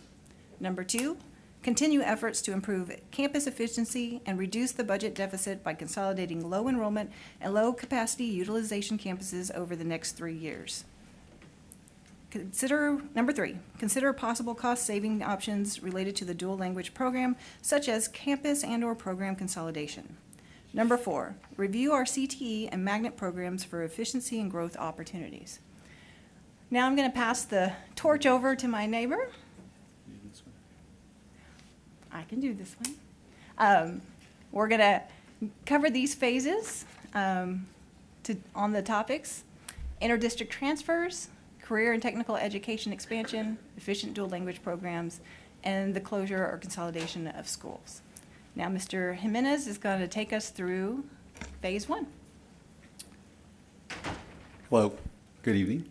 For phase 1, we have our increased enrollment. We're looking at increasing enrollment and supporting our learning. And phase 2 plan is efficiency of space and program utilization. As Mr. Shoesmith comes in to talk about inter-district transfers, I just want to set a little bit of context to this. Our inter-district transfers are not intended to take the space of a student who's already here, but to assist in boosting our enrollment and to helping increasing the utilization of our campuses. So that's what we're looking for in that. The Efficiency Committee presented some pretty strong parameters about inter-district transfers, and that along with some of the district comparisons from other districts who have open borders really helped us in building our framework of our procedures. At this point, Mr. Shoesmith is going to take over. Thank you. Good evening. So our part of this presentation, we're going to focus on 4 areas. First is the research, which is some of the background that we did in order to understand a little bit better how interdistrict transfers worked in other districts that currently have them underway, and those have done them and then also have closed them out. Looking at the eligibility process, how do kids qualify to be eligible for an interdistrict transfer? Some of our timelines underneath the process, what that looks like. If you're familiar with the school choice process, it's very similar. There's a couple different caveats that are a little bit different based on this type of process, but it's very similar in process. And then also the policy, which is the authority to be able to allow for these interdistrict transfers, where currently we're not allowed to do that. So we did look at a few districts that we were able to find across Texas that currently have interdistrict transfers. I believe you have a chart of some of the findings that we looked at. Essentially, we reviewed what they had in place as to kind of understanding the logic as to why they made certain decisions as to how they selected students, certain parameters that they gave to parents, and their review process. And so from that, and also understanding what the Efficiency Committee gave to us as recommendations, that's how we crafted some of our rules that will go along with and be very complementary of our school choice process and employee child and or other types of processes that go in the district. So I'll show those to you here in just a moment. So eligibility, what we're looking at is when a student applies, we're going to make sure that, number one, that they're passing all grades in core subject areas. We're asking that they have better than 90% attendance. That's counting all their excused, non-excused absences. The first item underneath behavior, this is something the Efficiency Committee was very concerned about and wanted to make sure that we had very firm rules on this. Is the student has never been expelled, the student's never been placed in a DAP. Parent and guardian could possibly submit a request for additional review for that section, and then the student is never does not have a pending expulsion or DAP action. Sometimes we do have individuals that are moving into the district that have something that is still looming from their prior district. And then we also have the last one under behavior, which is students not receive 3 or more disciplinary consequences that include ISS or OSS within the prior school year. These are pretty substantial. However, though, we have reviewed the other districts, and we feel very comfortable where we are with our behavior expectations for kiddos. And then the last one is essentially ensuring that, and this is a caveat that we've had in place for our school choice and otherwise, is ensuring that we're not bringing in additional teaching staff for one student that would cause us to have a monetary loss. Now, Ms. Lackhorn will likely be able to tell you that as enrollment grows, we'll hire more teachers. That's not what this means. This means if we have one individual kiddo that is brought into a school and then we have to train the staff members, and it's going to cost us money to do so, or we have to bring in a specialized teacher for that specific kiddo, that is not something we're going to allow unless we have the numbers for enrollment to be able to complement or support that compensation for that individual. So that way we're not putting ourselves in a deficit with regards to enrollment of a student from outside the district. Next one, please. Under the additional guidelines, just put this in there as a kind of an overview of some of the things we look at in the selection process. Number one, this is a caveat that we've had in place for our school choice kiddos and employee child transfers. many districts across the state as well. You may come across the idea that siblings, we want to keep the families together, and we do our best to try to accommodate that. However, though, each sibling will need to submit their own separate application. While at secondary, this isn't typically a concern, except for maybe 1 or 2 schools where we have limited space. It really becomes a very dire situation when we're looking at elementary. And I say dire in the sense of like trying to piece it together, because elementary is capped with regards to how many kiddos they can have in a classroom. One grade level may have a lot of room and the next grade level may not. However, though, if you do come across, like we looked at a district that was to our south, they said, well, we prioritize siblings. However, though, when you look deeper into the rules, they don't necessarily, because they put them on a wait list and put them back in the lottery, and those kiddos don't have an answer, and those families don't have an answer to whether or not they've been selected. And so we don't use a wait list for that exact reason, because parents have told us in the past that they want to know yes or no so they can make plans for the coming school year. And so it's a better process for us to be able to say yes or no, we're not able to take your kid, or we can take your kiddo. School selection, 1 inter-district transfer application per student per year. That's in alignment with our school choice as well as our employee child transfers. I'm doing my best not to use all the acronyms we throw around the office, so I apologize if I let one slip. Grade eligibility, we'll have kindergarten through 12th grade. Magnet programs are currently open to outside the district applications, so this is not the process to be able to select that. They would have to go through the magnet program selection process. And then for new interdistrict transfers and those who withdrew from the Northeast during their interdistrict transfer term, if they leave us, just like with school choice, you vacate your seat. And so you're eligible to apply the next school year should you be still in good standing. And that's with a parent deciding to withdraw their kiddo, not us, and the next step, which is a possible revocation. So revocations are essentially when kiddo doesn't abide by the rules and regulations of the school and the district, and the principal is then now revoking them for their transfer. And that occurs with school choice and employee child transfers. Not super frequently, but it does, but it's usually for something very significant. And the last piece here is about the policy. So in order for us to be able to accomplish this, allows the district to have the authority to set in place the inter-district transfer process. This is in your packet as well, which is the revised board policy FDA local that will show you the changes where these pieces fit in. It is a track change document that does give you an idea of what we're swapping out to be able to accomplish this. And Mr. Shoesmith, if I may, on that policy, one thing that we wanted to take advantage, as you know, when we come in and we talk about different policies, we've talked about the superintendent or designee, and I failed to catch that part when we gave you that copy, and you'll see that there's 2 instances where that happens. If you recall, local policy BGA, that's the superintendent's roles and responsibilities. That gives a caveat that says the superintendent has the authority to designate anything to someone else. So it's almost redundant to have to do that all the time. So we are also going to use this opportunity, since we're bringing this local policy to you, if you so approve, to also amend that to scratch out the or designee. Mr. Gattell, I think we skipped a slide. If we can go back to process. Okay, thank you. I was looking at it, thank you. So our application process for school choice, and I apologize, we're going to go in reverse, but we're missing some part of the conversation here. So the application, it's an online portal. This is a system that we've had in place for school choice and employee child transfers, and our service member peace officer transfers as well. Once the applications come through to our office, then the applicant receives a notification immediately, the text message and email stating that we've received the application. We'll then review at that point, so they need to meet the eligibility criteria, so that's 90% attendance, no prior DAP, no expulsions. We're going to look at if they receive special education services or Section 504 services.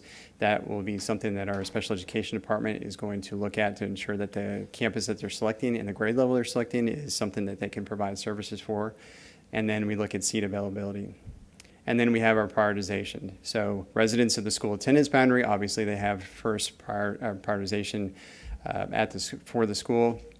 Our service member peace officer transfers. And just as a reminder, in the the 2023 legislative session, House Bill 2892 and then House Bill 1954 authorized. And it's a shall, the district shall enroll individuals who are dependents of service members or peace officers.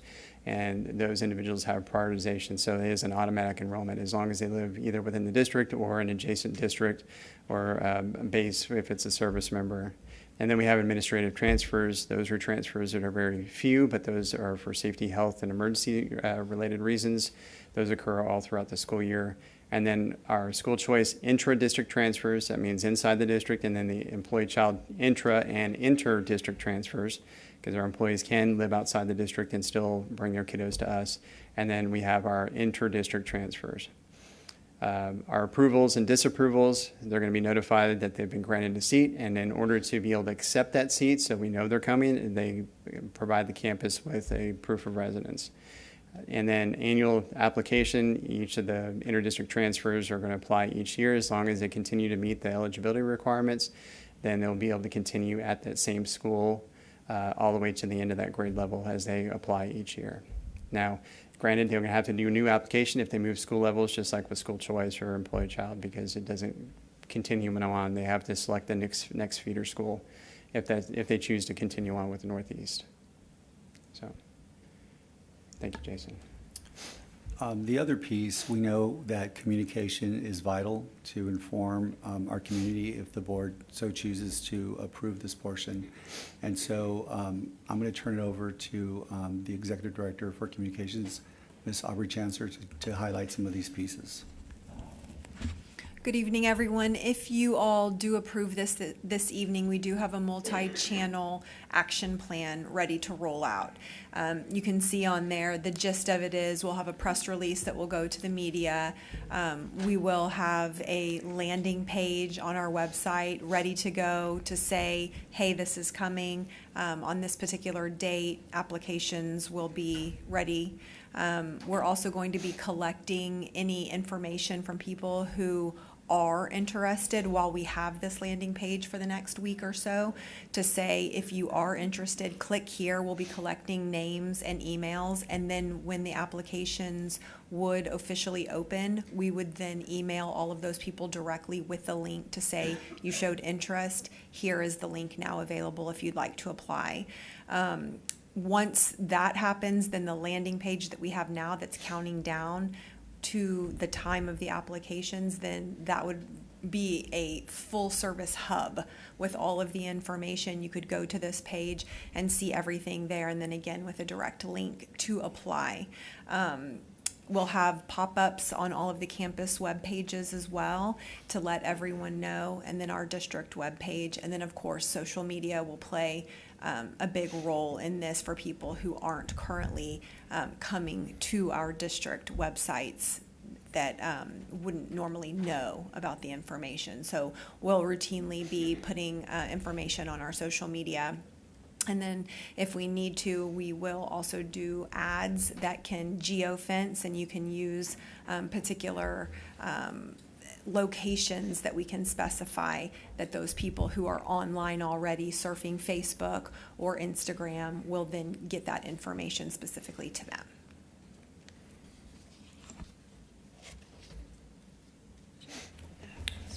Yeah, and I think, did you have something you wanted to add, Mr. Jarrett? Oh, okay. I don't know who was first, but we'll go Mrs. Cox, then Ms. Chidgey, then Ms. Thompson.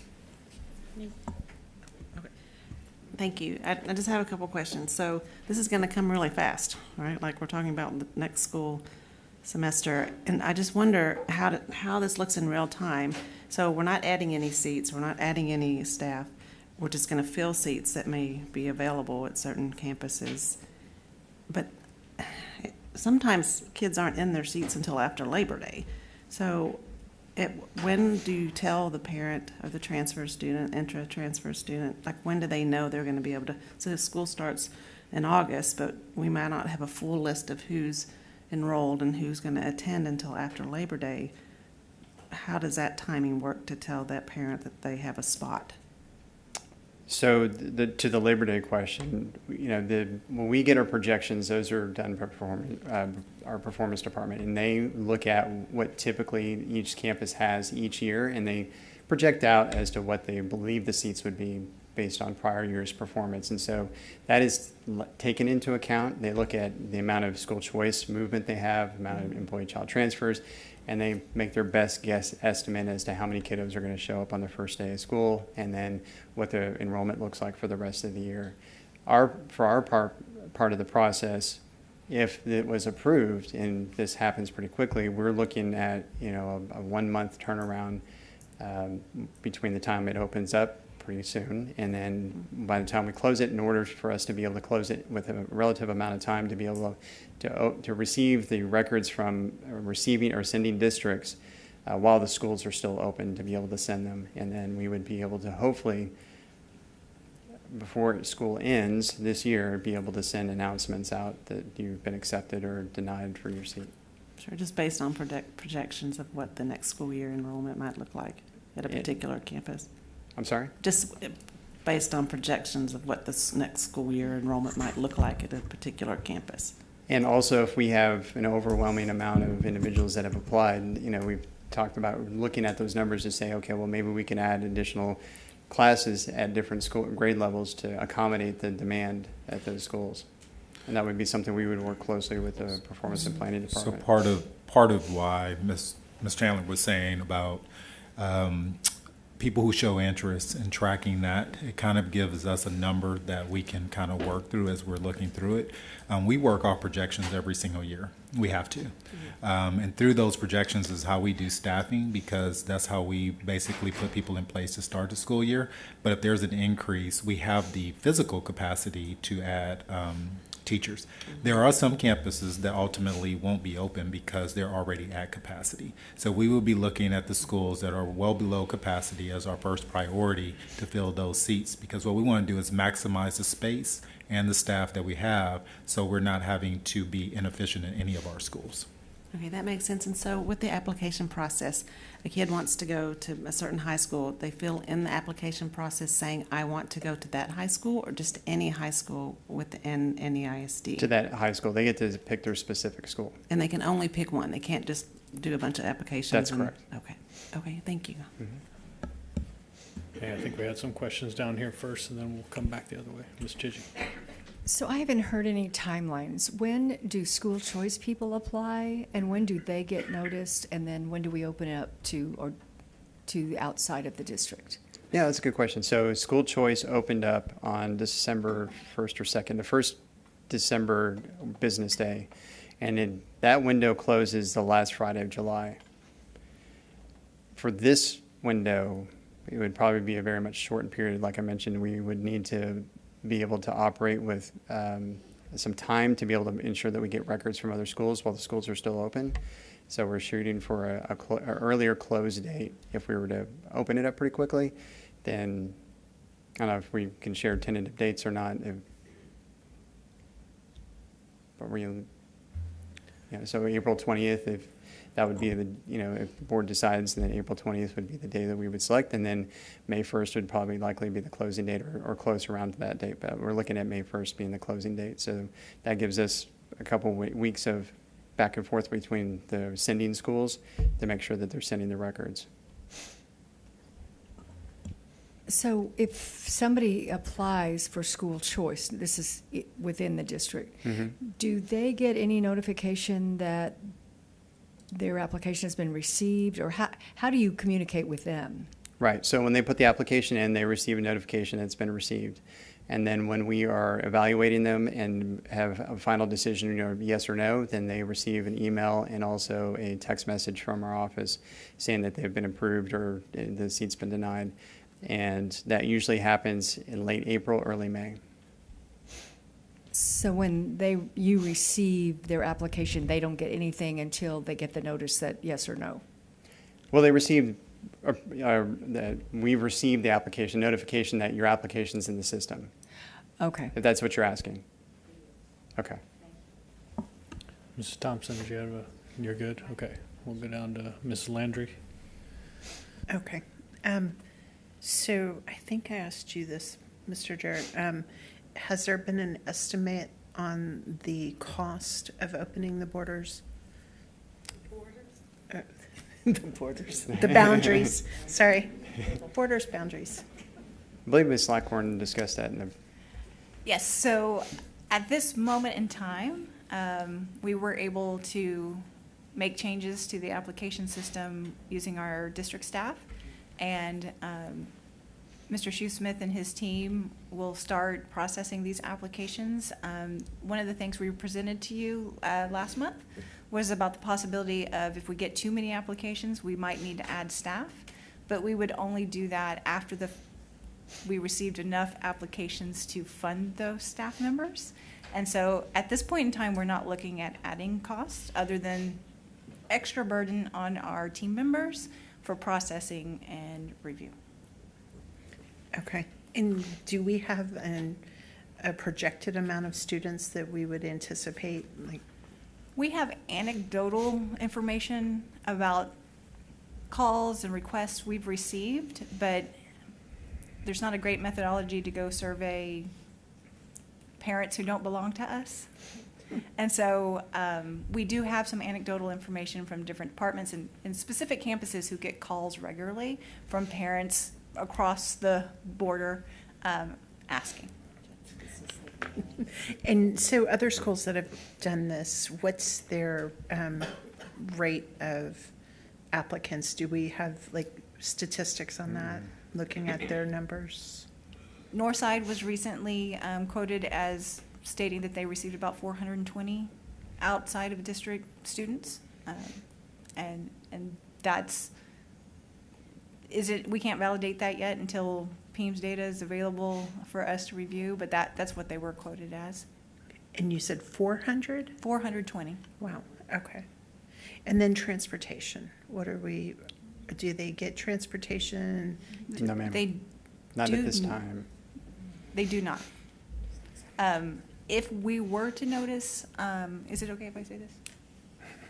Is it too late? Am I ruining it? Yeah. So it's too late. I've already opened the can of worms, right? If we were to notice that we got a lot of applicants from a certain area, we might be able to consider a location where we could pick up. It just will depend on what those numbers look like. We may get applicants from all over, and no central location would ever make sense. We may not have the staffing to be able to pull that off. It is just a possibility that we would research once we had data to be able to make that analysis. So right now the answer is no. Yeah, And if really, I may add to that. Well, hold on one second. So really, we're really trying to not incur any cost in this endeavor. If we open allowing other students to transfer in, we don't want cost to actually be a burden to us.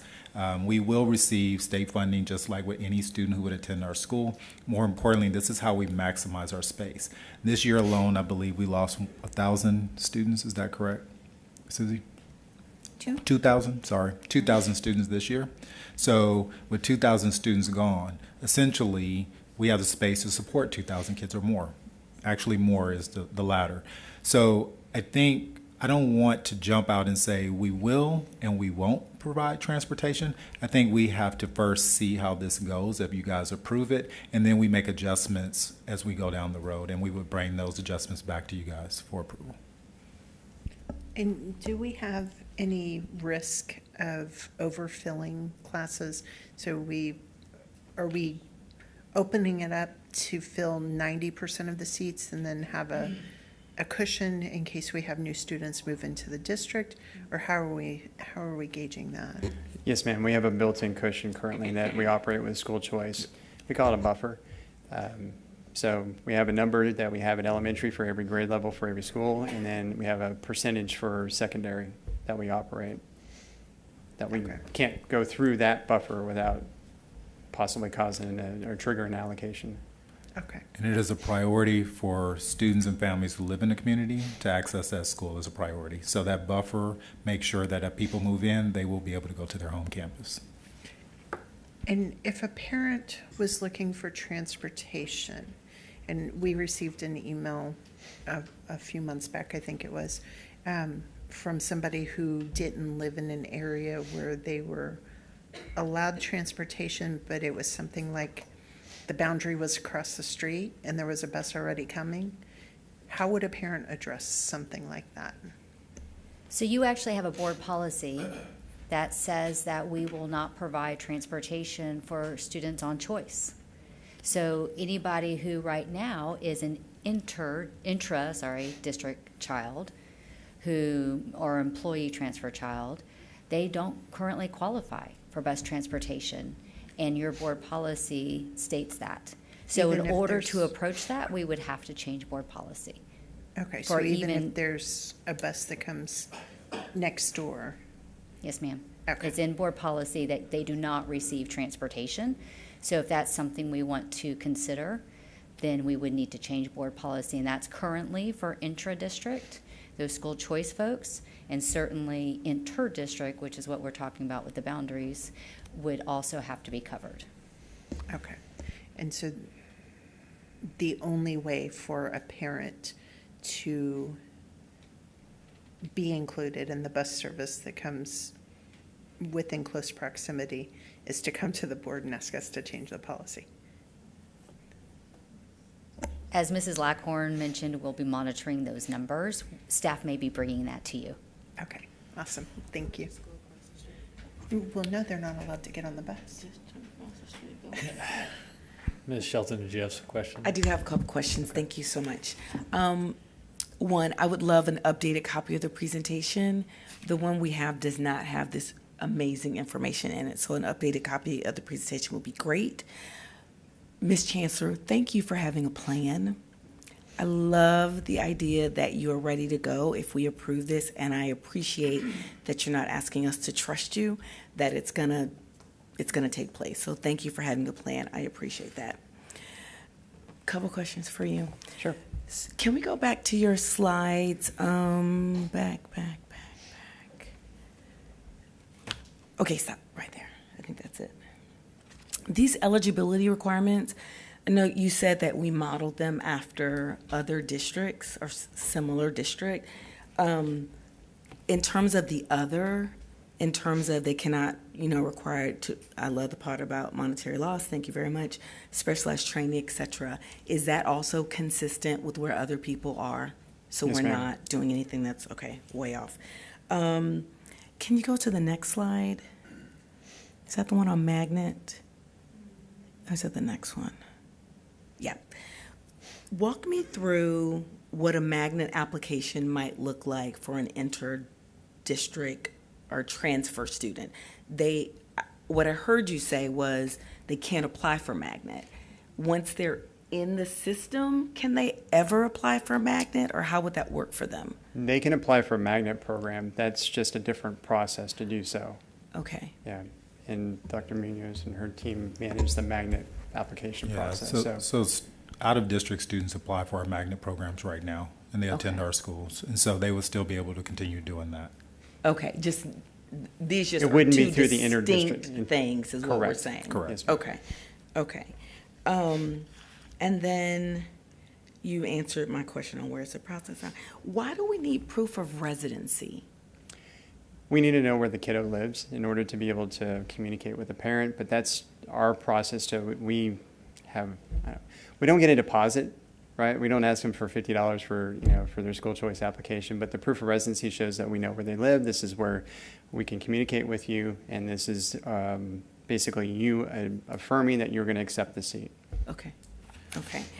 And Ms. Sheldon, if you mind asking a follow-up on that one, does that have something to do with the funding and following that so that we can establish where they are and tie them to their records or anything of that Not for our nature? purposes. Okay. No, sir. So they have to apply each year. That scares me as a mom because I've got my kids are perfect, of course, and they're going to do a great job and they're going to be, head of their class. What are the chances, though, it's my kid's junior year or senior year, and now Roosevelt is at capacity and he or she doesn't get a seat? So that's going to be your preferential decider when it comes to reviewing like a renewal application. So essentially, once you've gotten into that school at that school level, you'll have that preferential seat available, as long as it goes in the same priority level. So you have the residents of that area, then you have the service member peace officers, and you have the administrative transfers and school choice. But you also have the opportunities to be kind of grandfathered in. As long as you meet the criteria each year, you can continue with that same school. So I'm no longer really number 5 on the prioritization list. I'm more like number 1-ish. Well, in a sense, just think about it. You already have a seat there. Okay. Like you have a seat as a freshman. And so that seat spot is taken considering you're always going to do well for each year. We're assuming it's my child. Okay. Right. Okay. That's fabulous. And then, so this is concerning for me. If I'm applying for this inter-district transfer, and I can only choose one school, and that school is full. Let's say I want Roosevelt, they're full. My backup school would have been Reagan, for example. I don't get to put 2 choices down to give me a better chance of getting into the district? Right, that's correct. Why? That creates a second level of review, which means you're basically duplicating the school choice application process twice. So it makes it very difficult to be able to manage. Now, granted, if you do it for one kiddo, you're going to do it for all kiddos that are applying. So think about our school choice applications. We have around 1,900 of them a year, plus an additional 400 employee child transfers and an additional 100 service member to peace officer transfers that go into it. So duplicating that, if they give them a second or a third choice, it works okay in a small group setting, but when you're looking at a second choice, plus you're also, you have siblings to consider, like, okay, well, now this is my second choice, well, now I have this other kid over here. That's when we're looking at hiring quite a few extra staff to be able to manage that. Now, we do try to make it work for families and try to have those conversations as to, if the campus is full, then we talk about it. But for the most part, that's the only way the system will be able to work efficiently. I understand that. My concern is this, and maybe we can consider this as we put it together. If I don't know that Roosevelt's going to be full, and Roosevelt's full from the jump, I'm just going to put that out there, right? It was never really an option for someone who wanted to come into the district. I didn't know that because I'm not in the district. I'm at a disadvantage because I don't know that the school that I'm choosing isn't really a viable option, and I should just go with Reagan to begin with. Is there an opportunity for us to take schools off the table that aren't viable for these parents that would potentially want to transfer in? So potentially, yes, that's always an opportunity we can explore.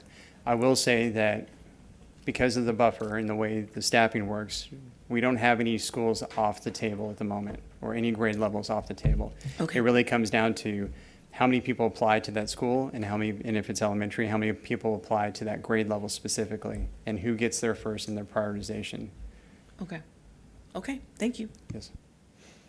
And I think in an ideal world, maybe we get to a situation where we're having to take schools off the table, which would be great. But one of the questions I had was do we need to add anything in the policy about I know one of the model schools had, I think, in their policy about UIL, and that you had to sit out a year. All those same rules would apply. Is that a strictly UIL thing, or do we need to emphasize that in our own policy? It's a UIL rule. Okay, and we don't need to duplicate that.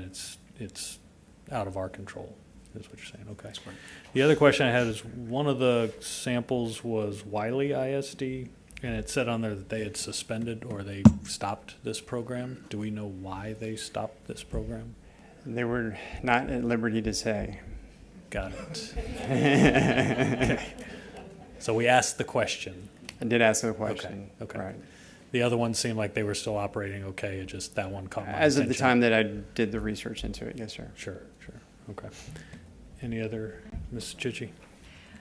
So I heard you say that you do a percentage of a buffer for incoming people that move, that actually live in the community.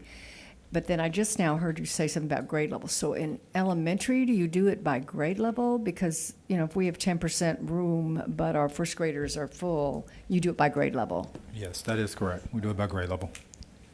In elementary is not at a percentage, just secondary. Elementary, we have it by a numerical number for each kiddo.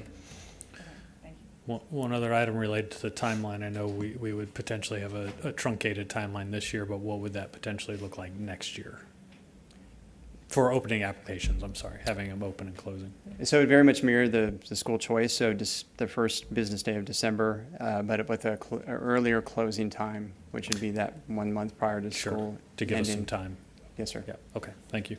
Any other questions or comments about this one, Mrs. Cox? Just again about the timeline. So the school of choice timeline, the deadline, I mean, majority of parents do it right away, but you have up until July 31st? That's correct. Okay, but then we're going to have a earlier timeline for the intra-transfers? So you still We would may have an early close date for the inter-district transfers so that we could receive records from schools before the schools close. Because Sure. if we try to do it in the summertime, we're not going to get the records until people come back on contract. But then a parent that waits to the last minute to do school of choice, there's still going to be the priority over the intra-transfer. And this is, yeah, it becomes a little bit of a clumsy system because we have applications being approved. Right. And then we have new applications coming in. Okay. So we try to balance that all, but Okay, fair enough. Okay, it thank is you. first come, first served. All right, thank you. Yeah. All right. Okay, so moving on to the rest of phase one in our career and technical education expansion. I'll hand it over to Dr. Muskis. Thank you, Ms. Lackhorn. Good evening once again. I'd like to invite up Dr. Munoz to present this part regarding career and technical education expansion. So as we go into the presentation, these recommendations are coming from student interest surveys as well as workforce demand and current programs that have opportunities to enhance or maximize efficiency. Thank you, Dr. Muskis. As part of our presentation, I also have our Senior Director for Career and Technical Education who is free to answer some questions here. But we are looking at expanding our early college and P-TECH program to potentially look at submission for an application for a medical early college high school, as well as being able to provide a potential magnet program early college high school for law and legal studies. We're looking also at the opportunity to enhance our existing magnet program at this time to be able to support AI and that transformation in a lot of careers that we're starting to see at this point. And then making sure that we are looking at infusing entrepreneurship into career and technical education trades. So students not only leave with that certification, but also with business skill, accounting, those components to be able to potentially open up a business in that career that they have chosen. So as Dr. Muskis alluded to this a little while ago, we are looking at our career exploration interest survey to further gauge that component to ensure that we're going to prepare kids for that next layer of work and providing that opportunity that right now we do have a wonderful landscape of opportunity within our district, but it's also being able to tailor it so that way we're saving families money, we're saving students time, and we're being able to prepare them for that post-secondary readiness component. If we go to the next slide, we are looking at right now Texas labor market information for just medical professions alone. And some of the information that we came across is pretty much going to hit us very, very quickly. We're looking at a critical shortage in levels within the next 10 years for just registered nurses alone. That's expected to double in demand by 2030. We're looking at primary care physicians, specialists, nurse practitioners, LVNs, RNs across the board are going to be in significant need. We're also looking at PAs, mental health providers and allied health professionals, those that are tied to respiratory therapy, phlebotomists, pharmacy technicians, those are going up by a significant percentage. And so anywhere between 31%, 37%, 22%, it's all in double-digit measures. So there is going to be a high demand when it comes to the medical field. Now, what we have found is that it's not just necessarily setting up students for that post-secondary success in reading and math, it's also being able to equip them for that next layer of work. A lot of our students go into the medical field with 12, 14, maybe up to 20 years after high school of formative education in the medical field because they want to be a physician, they have residency, they have a lot of things that they're doing. But by being able to kind of branch out into that opportunity early on in high school through the early college high school model, our students will be able to leave with 60 college credit hours towards the pre-med or potentially an RN or any of these nursing and allied health fields, so that way they actually have a step ahead of the game. And we've also managed to save our families money. And then also being able to equip them with that certification that's going to make them stand out when those college applications come due pretty soon. So those are just some things that we're looking at as far as the data when it comes to the labor market for medical professionals. Go to the next slide. So the pathway is very much aligned to that focused coursework. Sorry, I'm a little tongue-tied today. Specializing in medical research studies and then looking at that accelerated credentialing, making sure that that associate degree completion that is tied to the early college high school, that our students are leaving with an associate's degree that's applicable in the medical studies pipeline. We're also looking at that 100% tuition-free approach to be able to save our families from anywhere from $18,000 to $40,000 per student, so that way it actually helps them benefit from, I got that early exposure, but then also I saved my family money by participating in this program. Then we're going to connect directly with the career entry. So making sure that we have those local healthcare professionals that can help guide some of our work. Some of the best adjuncts, some of the best professors, some of the best professionals in the field are actually people who are still practicing in the IHE setting. So they serve as those instructors and those professionals, so it helps students grow because they bring the latest and greatest technology and equipment that the kids should have exposure to. Not to mention the fact that when we do complete this partnership, we'd actually have that site to be able to practice some of that work. And so our students would have that on-site exposure as well. So looking at the Texas labor market specifically for legal studies, we're looking at a couple of components here, and we did some research in making sure that if we are going to offer this opportunity, it is going to be an early college high school model, again, because of the fact that we do have that Juris Doctorate. We have an extensive educational career for students after they graduate high school in this approach. But we're also looking at making it much more extensive in encapsulating some of the AI that is starting to infiltrate in our legal studies as well, and making sure that we make this particular approach to be more so a connection between that human interaction and that global perspective, to be able to equip our students to look very, very different when it comes to those law applications, those resumes, and those law programs in the future. Just by looking at curators of trust in the AI world alone, they are looking for attorneys who can make that human oversight, safeguard justice, that accountability, because the trust, and I quote, will be a lawyer's most valuable asset. That is something that is done directly with and in correlation with building those relationships with students, with the actual firms doing all of that, and making sure that they're interpreting data and connecting that to their client, making sure that they're able to utilize the right data to be able to tell their client's story, and then making sure that they're also looking at a blend of legal reasoning and quantitative thinking. That's something that comes through that interaction with a law firm, along with utilization of technology. And then making sure that we're able to build around clients' needs through that emotional intelligence approach. It's not just about that associate degree completion. It's about building that relationship and understanding the global perspective around human-centered legal systems. And then looking at the navigators and the storytellers, right? Making sure that there's a continuance of servants, so that way they're able to advocate as narrators for their clients, shaping their stories for court, regulators, and public discourse with skill and integrity, and making sure that they understand. And this is one of the parts of that connection to that technology, is that no algorithm can fully grasp the nuance of a client's lived experience, trauma, or identity.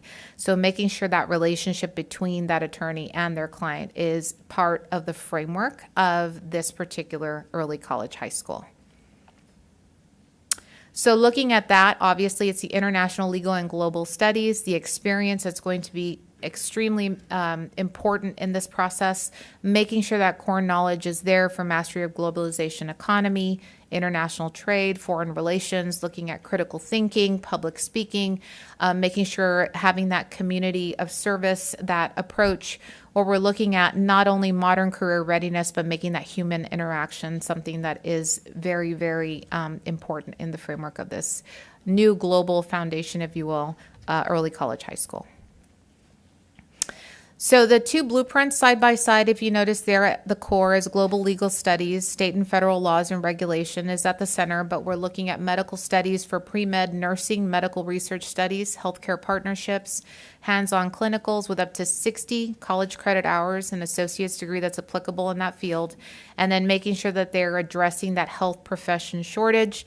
When on the other side for international legal studies, early college, high school, it's about the global economy, making sure we're looking at international law, model UN, mock trials, up to 60 college credit hours as well, and building that expertise across fields along with that framework around the relationship building with clients and students. Looking at 100% tuition-free, early access to college earning credits with up to $40,000 in financial relief for students and families, and making sure that we have that accelerated post-secondary completion available to our students. Any questions on those two components? Mrs. Landry? So these courses would not be open to the boundaries being open to students transferring in? These would be just for the students in our district? All students, whether they're within our district or outside of district, currently have access to our magnet programs, and they can apply. Yeah, they will have to complete the magnet application and get accepted to the magnet program. Correct. Early college. Okay, awesome. And then how do we ensure that these programs are rigorous enough to get the 60 credit hours, which is huge, but also sufficient to allow for the basics to be achieved and mastered? So part of the early college, high school blueprint is the intentionality behind that summer bridge program, the tutoring program, the family engagement program. There are tons of programs that are tied to this that allow for a student to receive support from a variety of angles. We do have that mentorship program that's tied to that as well, so student leadership opportunities, so they help each other out. But then in addition to that, we are also very connected with our IHE, where they also provide that tutoring and that support as well. So our students actually have access to not only what we offer here in our district, but also what is currently being offered with our partner as well. And so I think in essence, there are a variety of resources that we can tailor make for each student depending on their need. But ultimately with the intent that there is plenty of TSI support, that college entrance exam in reading and math, that they're attaining that meets and master's level performance on STAR. I mean, that's part of their graduation requirement. But in addition to that, layering on that college level writing approach, that math college level, math component at the college level, making sure that those skills are integrated from within, and making sure that our teachers also receive that professional development, which is provided through the College and Career Readiness Framework that TEA currently provides. So there's also that as well. Ms. Landry, just to also summarize, this is not our first early college. So we have one at Mac United, and the kids are doing extremely well in there. So the support systems that are in place are clearly working, and these kids are taking on the rigorous college work because we have to have a partnership with our higher ed partner. So we have proof of concept is essentially what I'm saying. Okay. And so my only thought is these are very rigorous and very lofty goals. And for a child, do we have a day in the life of a child who achieves this? And a friend of mine, her son was in school to become a doctor, and it was very stressful. And the students have significant mental health issues going through that. And this sounds like a lot to add on high school. So we have students that currently are taking on college level work across our whole entire district. This right here is just building a more robust foundation and support system to do so. Most of the courses that go towards the college earning credit courses, they're really getting your core out the way, and then you have a few courses that's towards these studies. But what it does is it ties you to some CETE programming that allows you to apply your knowledge in a meaningful way, whether it's in clinical rotations, et cetera, like that. So it's core, but then it's also getting yourself connected to the medical field. So my daughter went through it, and she's finished in 3 years. And it prepared her, and it saved me quite a bit. Now, she didn't do early college, but she did a lot of AP, on-ramps, dual, which is essentially the same. We have some students that actually, even in a traditional setting, in some cases, if they have access to it, have completed 60 hours of college credits, even at their current campus. This is just more concentrated to also prevent kiddos from taking courses that won't count towards graduation and start paying out-of-state tuition, et cetera, like that. Okay, so then the credits do transfer to out-of-state I can't promise. I will tell you, just depends on what university. And so part of our work is engaging the kiddos and making sure they know which university is taking all the credits. I got lucky for my youngest, and they took all of them, and my oldest not so much. And so colleges ultimately still have some say in what they accept. But what we're able to say going through an early college is this kid has an associate's degree, which puts them one step closer to completing their program on time or even less time. And so I just want to be clear and make sure I understood what I heard. You're saying that the core classes, the basic classes, are integrated into the college classes. Yes, ma'am. So that they're taking them simultaneously Yes, and ma'am. have practical application. Correct. Okay. All right. Thank you. I Shelton. think my little light thing is off. So who is our higher ed partner? Because I have a similar concern because my kid took a bunch of classes that didn't transfer to Penn State, right? So who is our or do we know yet? So since we're in the initial stages, we're looking at the partnerships that we currently have through Alamo Colleges. Okay. They are at this moment building articulation agreements with four-year universities as well. We're working very closely with them to be able to say that that's 100% transfer, because that's another thing too that we have to be very cognizant of. We don't want any of our students or families wasting their time or their money in the future, right? So right now we're looking at a partnership with Alamo Colleges, but again, we're not leaving out any other IHE partner who could potentially say we could offer this as part of maybe one pathway within this early college high school that may look a little bit different to meet some of these labor market needs. And so right now, a lot of our IHEs are open to a lot of the things that we're bringing down. And so we're in a really, really unique spot to where they're wanting to not only stop with that associate's degree with us, but also help us to continue to build with a four-year university as well. So right now in the planning processes through our PTech, those relationships are being built, but right now we are looking at Alamo Colleges at this time. And then they would both go to campus and the campus would come to them. Correct. Essentially. Yes. Okay. And are we anticipating, I don't really see any issues with the legal part, but with medical, well, I guess if they're a really strong bio or chem kid, it would be fine. But are we anticipating this for 9th through 12th, or are we going to start with juniors and seniors? It's 9 through 12. 9 through 12. Yes. They have to start earlier on because of the demand of the 60 college credit hours. Voila. Yes. And so if I don't realize that I want to do this until 10th grade, can I still jump into the program, or am I cut off because I don't start in 9th grade? So right now, the early college high school blueprint, the way we are evaluated as an ECHS, there is a certain percentage that we have to meet of students who attain that associate's degree, which is the 60 college credit hours completion of that program. However, that's right now being revised as we speak, because they're trying to offer more opportunity so that way if students do enter at a later year, that early college is not penalized for accepting students in 10th or 11th grade. In some cases, they didn't have an early college high school in their former district, but they want to come and join ours. Right. So let's not penalize the institution for offering that. They're looking at that right now. So, okay.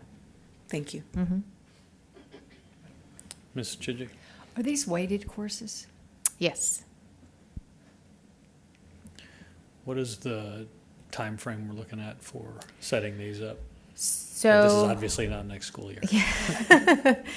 So we're looking at submitting our application in early fall, working alongside TEA to build those pathways. We have to look at potentially the sites, what we're looking at as far as student interest, looking at a variety of forms of data to be able to say, where is the placement of this? How is that going to work? And then when we build out those pathways, we then have to send a very detailed application that's very, very, very detailed to TEA saying this is our potential plan. Once they review it from start to finish, then TEA will let us know, yay, you've been accepted, but now you get to plan for a year. So it really doesn't officially start until the following school year, if that makes sense. So 27, 28? Correct. Okay. I was just about to ask something else. Oh, does this give us additional funding per child, per student who enrolls in this program? Unfortunately, not for the early college high school at this time. But that's, again, under review when they're starting to look at that particular blueprint. The only one that we get those additional dollars for is the P-TECH program. Okay, and that's why I was wondering with some of the medical, if that qualified for that level of class. Well, some of the CTE, thank you. Some of the things that we're looking at is through the partnership. I know that there are a couple of IHEs who are looking at the possibility of sharing equipment with some of our sites currently as we speak, because they have to go through the accreditation process, which is extremely expensive for IHEs and almost not sustainable for districts. So we're looking as part of the partnership to be able to gain that exposure for our students to potentially take them on site at the university or that college to be able to utilize some of that equipment that is tailor-made for some of these pathways. I think you're asking if we get the extra funding, the $150 for the CTE courses. Correct. Yeah. But for P-TECH, we do, but for the ECHS, we do not. Wouldn't. Right. Will this be brought at a later date where we are understanding where and what all this looks like? Yes. Okay. I guess this evening, I'm jumping ahead a little bit, but are we asking for permission to move forward with looking at these, or you can do it without our permission? No, we want your permission. Well, I understand that, but I mean, do we have to? Yes. Yes. What we would like is to ask that the board approve for us to begin the investigative work and make the application to be an early college and P-TECH schools for these programs is what we're asking for, to support the efficiency committee's request to create more engaging programs. Okay, perfect. Any other questions related to these two programs? All right, next. Okay, so as part of the artificial intelligence program, we are looking at an opportunity that is extremely unique for our STEM P-TECH program at this time. We do know, if we can go to the next slide, we looked at postings with AI mentions. There is a tremendous amount of traction that is coming through as far as the AI framework and opportunities that our students should have exposure to be able to provide the best learning experience for our students and our staff, making sure that our students are ready for that next layer of work as well. And ultimately, we have come across some information regarding a data science or artificial intelligence potential program that is tied to Alamo colleges. Again, if this would be something that we would navigate through, it would be something that would be offered at STEM. It's very connected to like the computer science realm. However, it is more so geared to that associate's degree completion in data science and artificial intelligence. It's still very much in the infancy stages as well. They are learning as they are going as well. But we are putting this in front of you as a possibility as we begin our research as far as if this could be a viable option for our STEM students to be able to have access to this at their P-TECH. We're also looking at that entrepreneurial shift when it comes to making sure that our students who are part of our CTEC or any trade program within our CTE pathways, that they're able to eventually become a successful business owner. We want to make sure that not only do they get that infrastructure in their trade, but then they also are looking at those engaging experiences tied to service and retail, and making sure that they're looking at those emerging sectors like design, digital media, advertisement as well.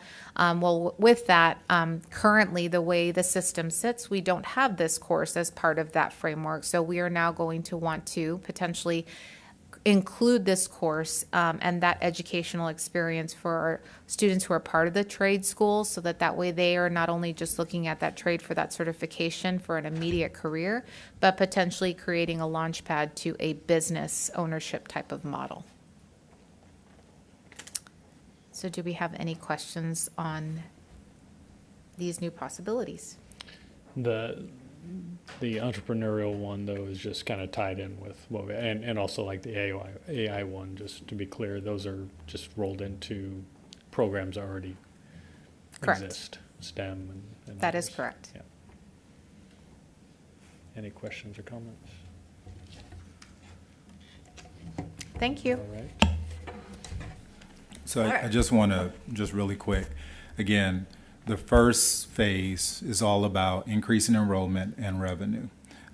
So although we may not get the extra 150 for the early college, we still get the weighted funding for the CTE courses.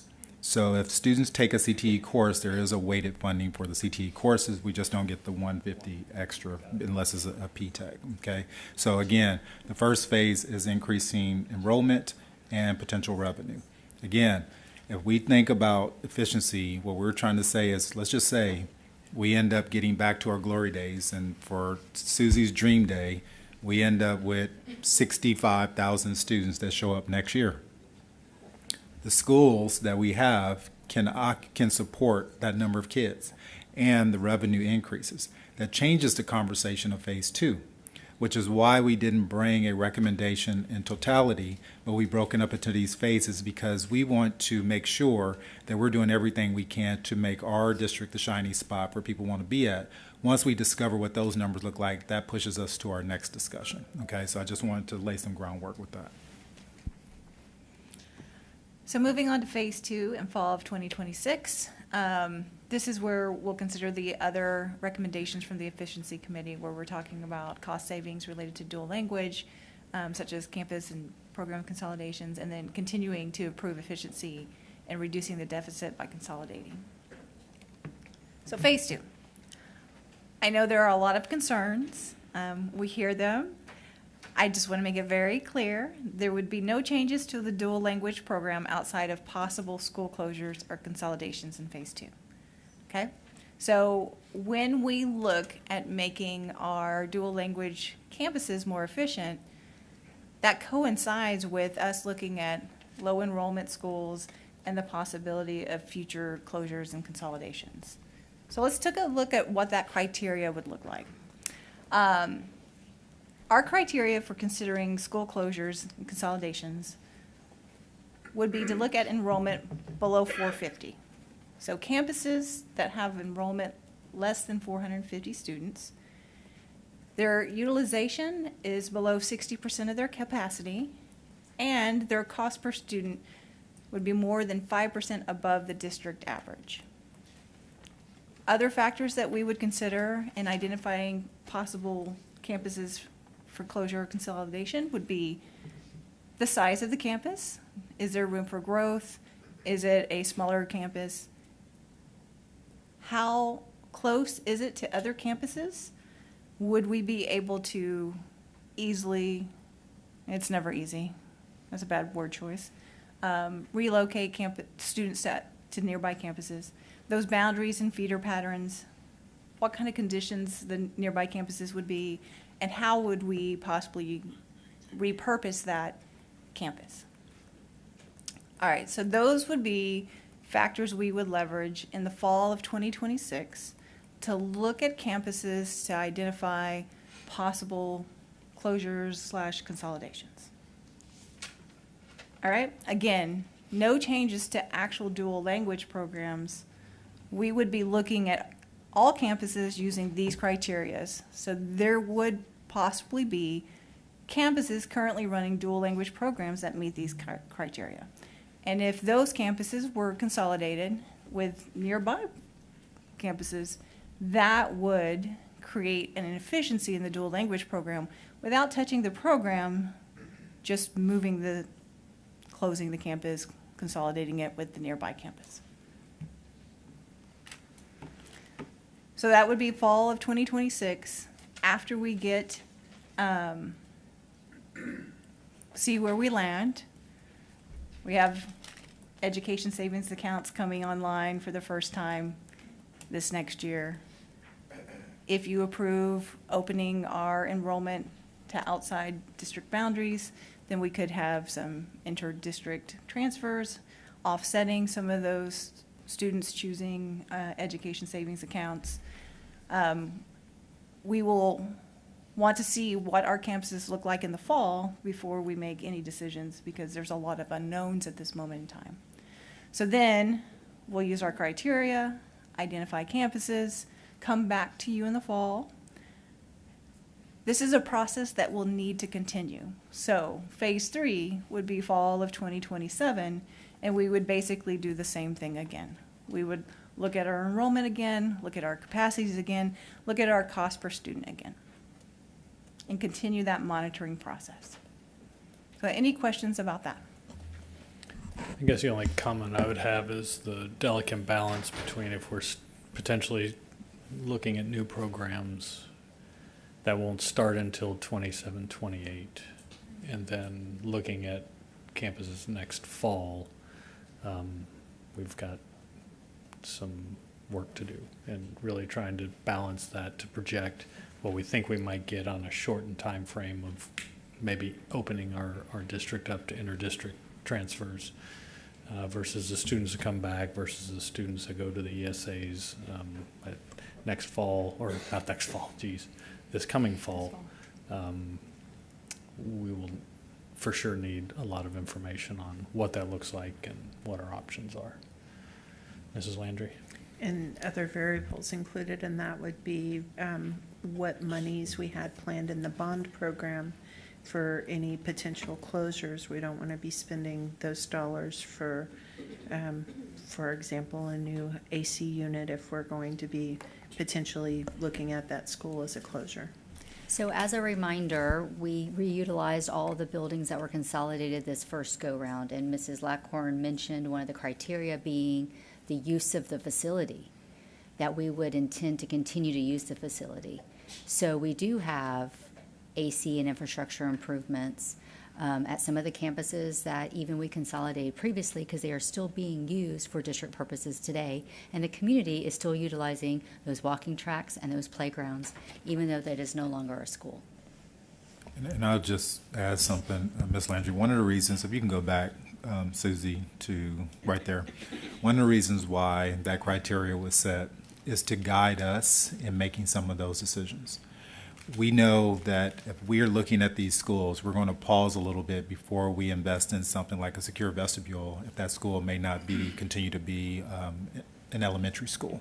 So this gives us some guidance to be able to take some considerations for the bond dollars as well as utilization of space. And so those are two components that we look at. And I want to agree with you, Mr. Byer, is that this is not an easy task by any stretch of the imagination. And I continue to use the language of it's like a game of chess. Every move has a reaction to the other move. And everything has to be so strategic. And so what may sound like an absolute really has a lot of variables that's being played in the background. And we have to just try to do our best to communicate the information that we can, but we also know there's new variables that we have to consider. And so I want to applaud these folks over here, because as we have these conversations, there's a constant conversation about what's best for our schools, our community, and us as a district as a whole. But here we are. We don't have the same funding sources that we had when we were flush with cash. We're in a position where we got to make tough decisions so we can continue to grow and be a better school system. This is just our reality, and we're going to accept that, but we're going to be upfront and honest with people the best we possibly can, but we won't be trying to keep secrets on purpose or anything like that. And I think it's helpful to look at this in a phased approach where we're looking at, okay, well, maybe we try to increase our enrollment through these means that offer new programs and offer something new. and then take the next step and not try to bite it all off in one time. I know we have to make these decisions, but it feels like we have some kind of metered out plan at least that gets us to an eventual decision, whether everybody agrees on it or not. I think there's at least some logical steps that we're trying to take right now, knowing that this is not a done issue. And we said this last year when we had to go through the whole consolidation process, which was not fun for anybody. But this isn't going away. And so I think if we can plan it out, and now people can see at least a couple of years down the road what our thinking is generally. I know there's not a lot of specifics on some of these things that are out in the future yet, but we've laid out quite a bit to at least let people know that we're heading somewhere. So I think that's helpful. So thank you to Ms. Lackhorn, the Efficiency Committee, and some of the others that have put a lot of time and effort into this. Any other questions or comments? Ms. Shelton? I think I heard you say that we will be thoughtful about what we spend from the bond as we consider which schools may be consolidated. Yes, ma'am. You heard that correctly. Okay. If we don't have any other comments, we did have one speaker remaining. We'll go ahead and. You ready for me? Yes, please. Thank you for your patience. It was worth the while. Worth the wait.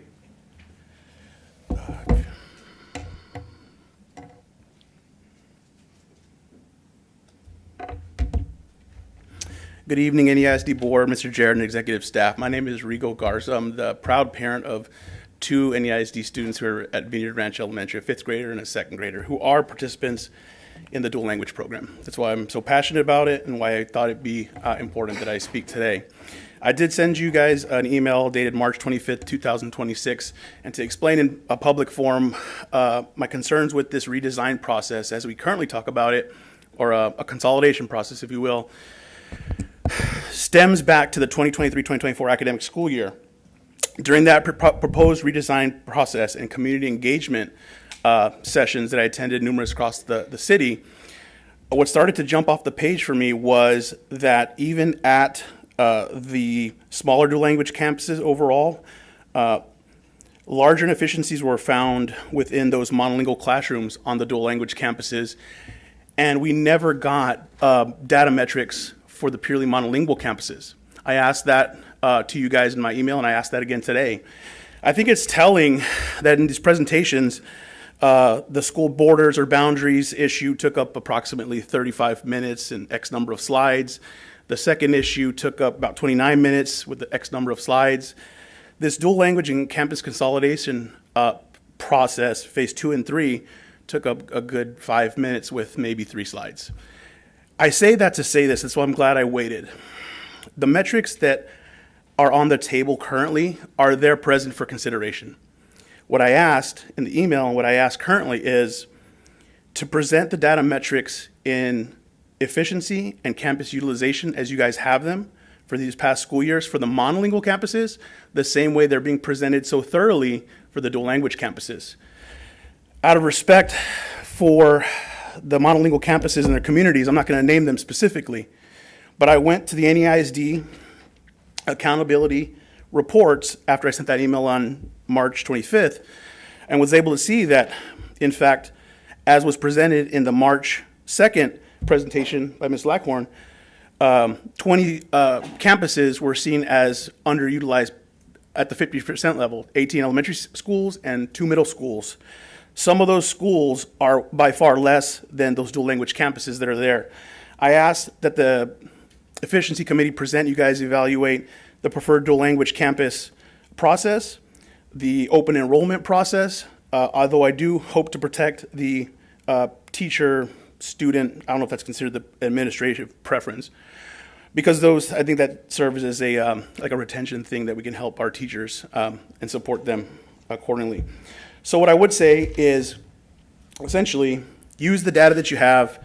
I would ask that I think if there's a vote, I don't know procedurally how it works tonight, if we could just delay a vote on phase 2 and 3 to get that data and present it to the community, that would be beneficial because I think it's too soon to start to phase in, even though it's enrollment review in 2026, then subsequently in 2027 to do that. If we already have the data, put it out there now, and I guess put a pause on phase 2 and phase 3 in terms of a vote. I don't know if that's suitable, but I feel like the monolingual campuses that are underefficient, underutilized, do the metrics we already have, is there for review, and the community should know about it. So, thank you. That's time. Thanks. Thank you very much. So I will follow up with this and say, I guess, Mr. Jarrett, if you can clarify, really with phase 2 and phase 3, there is nothing to vote on at this point this evening. We gave you sort of authorization at the last meeting to kind of look at these items. I don't know if we're having to give you authorization to look at them again, because we have no information on them at this point, obviously. Right, in the fall, that would be when we would bring you specific data, after we see how many kids are enrolled at our campuses, next fall. That's when we would bring you specific data to review and then make any decisions regarding consolidations or closures. So really, any kind of action tonight is for phase 1. Yeah, tonight you would just be saying, we will review things in the future.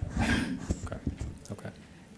Mr. Shelton. If that's the case, then I'd like to update what they have as the recommendation.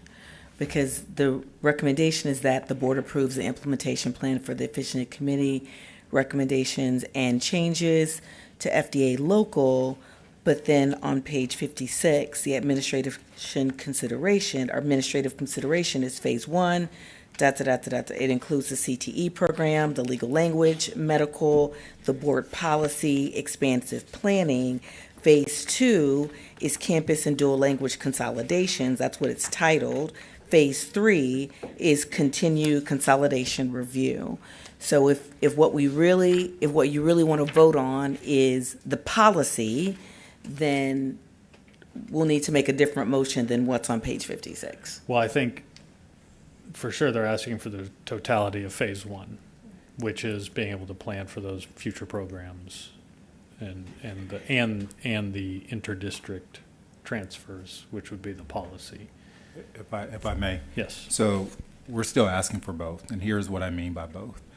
What we're asking for is to delay phase 2 until consideration in the fall. We don't want to do anything with phase 2 until the fall. So basically you're saying to us, bring back all the information with the recommendation in the fall. We're asking you to approve moving forward with phase 1. And the same thing with phase 3. So in the previous board meeting, it was brought to us that the efficiency committee recommended these 4 things. We addressed all 4 things, and what we're saying is the process we created as a phase 1, phase 2, and phase 3. We're asking you to approve the phases as presented. And then, of course, as we get close to phase 2, we bring back the recommendation for action on any of that. And then we get to phase 3, we would bring the action there. So really, we're just saying as presented, phase 1 and phase 2. And phase 3, sorry. I'm not comfortable with that. I am comfortable with approving phase 1 as presented. That's what you gave us the most detail on. And then possibly approving that you will bring us, we will review, and we will review phase 2 in the fall, because that's what we said. That's what it says. Yes. But that's not what Mr. Jarrett just said. He said we would come back in the fall and we could roll back the tape, because maybe I got it wrong, and we would go forward. No. And if we're going forward, this says specifically consolidation. If things change, right, then consolidation, if Ms. Lackhorn gets her wish, then we're flush. So I would rather not approve something that says we are going to consolidate tonight. I agree. We're not wanting that. We're Okay. wanting to bring back to the fall a review so we can bring you the updated numbers, and then we will have a discussion if that's something we bring forward. So, we'll Ms. do- Shelton, I think you were on track with your motion where you were going with approving phase 1. And so if you want to. So I move that we approve phase 1 as outlined on page 56 of the action item in our agenda. and that we approve that the district will bring back the the reviewed information in the fall of 2026 for our consideration. I have a motion. Do I have a second? Second. Thank you, Mrs. Landry. Any other questions or discussion before we take a vote? All right. Mrs. Thompson? Just want to make sure I'm hearing this right. Okay. Approving phase 1 right now. Yes. And phase 2 coming back in fall 26. Correct. Correct. Okay, but nothing with 3 and 4. Correct. Okay. Aye. Ms. Chichi? Aye. Mr. Byer, aye. Mrs. Cox? Aye. Mrs. Landry? Can I make a clarification before I vote? Sure. So in phase 2, it says consolidate any identified campuses, and I believe the motion was to not have the vote to consolidate in phase 2. Am I correct? The motion is that in the fall, they will bring us back the reviewed information as it relates to phase 2 for our consideration. And scratch bullet 2 from phase 2. Correct. Okay. Okay. Aye. Mr. Shelton? Aye. Thank you all very much. Motion passes 6-0. Thank you all very much for the presentations and information, and we'll be looking forward to more info in the future. Item B, operations. 1, possible action regarding Senate Bill 546-89R, school bus seatbelt requirements. Mrs. Caldwell. Thank you very much, Mr. Byer, trustees, Mr. Jarrett, executive staff, and guests tonight. I'd like for Bill Harrison to present on this seatbelt requirement. The bill, Senate Bill 546, that was just adopted this last legislative session, requires certain information to be presented in a board meeting, so we are doing that tonight, and also potentially requires that you take action regarding our budget's ability to sustain the requirements of Senate Bill 546. So I will turn that over to our Executive Director of Transportation, Bill Harrison. Good evening, President Byer, Board of Directors, Mr. Jarrett, executive staff, and guests. It's my pleasure to be here tonight to talk to you a little bit about Senate Bill 546 and the seatbelt requirements, which are the 3-point seatbelts that was discussed in legislation last year. So, looks like the slide is a little off. Maybe it's just late. So, Senate Bill 546 strengthens and expands the current seatbelt requirements that are in place, and really all school buses. It says school activity buses, multifunction school activity buses, charter buses, both operated by the district or contracted out, must have 3-point seatbelts. Previously, only buses purchased after 2017 were required to have seatbelts, and districts at that point could choose to opt out. Just so we know what we're talking about, because we're going to talk about 2-point and 3-point tonight, you'll notice my model, Miss Martha. That's that's a 2-point seatbelt that we have on several of our sped buses right now. And here was she's modeling the 3-point seatbelt, which we have on a handful of our buses right now. That's the 3-point. There's a little bit of good news with this, the first couple bullet points. As I go through this, a little flexibility or exceptions. The Board of Trustees may determine that the budget just does not permit immediate compliance with SB 546. Also, a bus may also be exempt if installing seatbelts would void the vehicle's warranty. And then any vehicles purchased pre-2018, so 2017 earlier, all of those exemptions are removed from SB 546 overrides all that. We will have we do have some reporting requirements. First of all, the board presentation. And if you note letters A through D, here's what we will need to present to TEA. The number of buses that are not equipped with seat belts, the number of buses that are equipped with 2-point seat belts, the number of buses equipped with 3-point seat belts, and then an estimated cost to equip all applicable buses with 3-point seat belts. And so we will present all that stuff. I think we have until it's May 29th to present all that to TEA through Sentinel. So here's some numbers. And let me just describe on the left where it says bus type, that's gen ed. Those are the big buses you see rolling around, and those are they're not specially adaptive for special needs. They're just a big bus for gen ed. And then the sped buses, those are the specially adapted with wheelchair lifts and things like that to help all of our special needs students. And you'll note we have 293 current buses out of our 399 that no seat belts. We have 58 with the 2-point seat belts, and we have 48 total with the 3-point seat belts. You'll see a note at the bottom there. That's 205 buses, the 148 gen ed and the 57 sped. That's our current route buses that we run every single day. Now we have some spares because the bus will break down or if we need it in for preventive maintenance, but essentially 205 buses that we use every single day, AM and PM, a few shuttle runs during the middle of the day, things like CTEC and ICSI. That's our kind of our bread and butter, but we will need to outfit all 399 buses, or excuse me, the balance of those.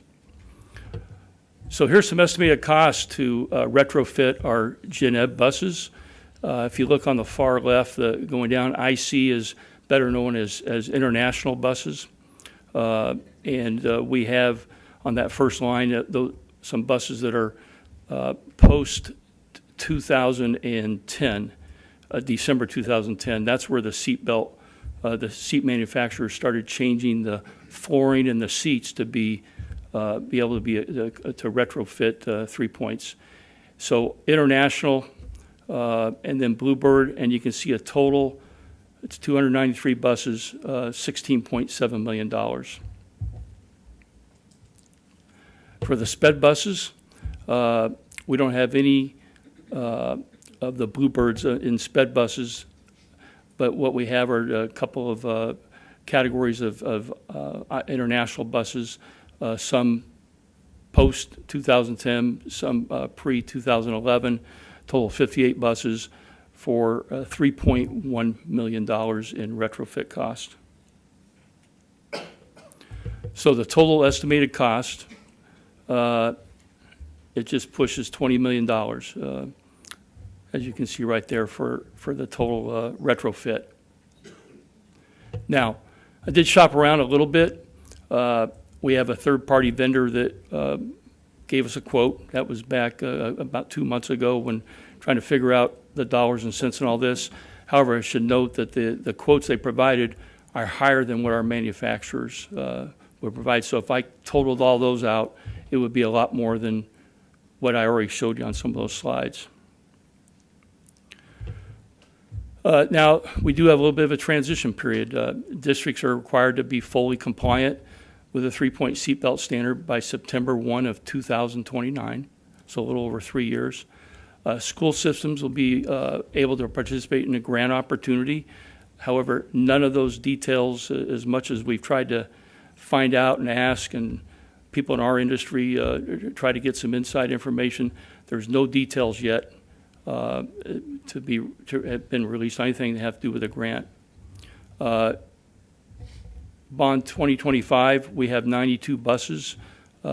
We've yet to purchase those, but over the next 3 years, we will have 92 new buses, so that will help our cause.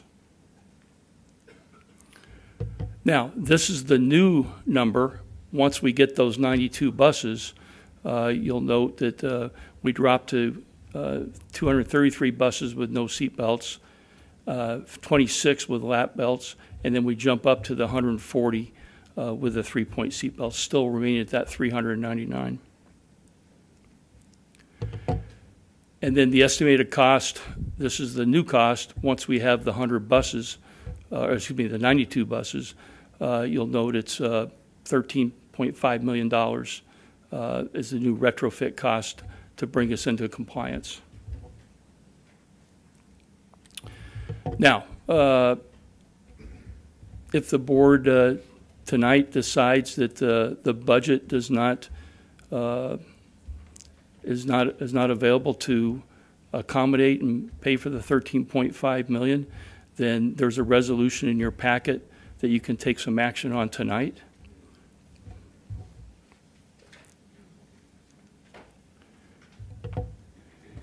And then here's some options, just a phase-in plan, just in trying to, if TEA says, look, we're just sticking with what this is, because this is all information gathering. Every district has to provide this information.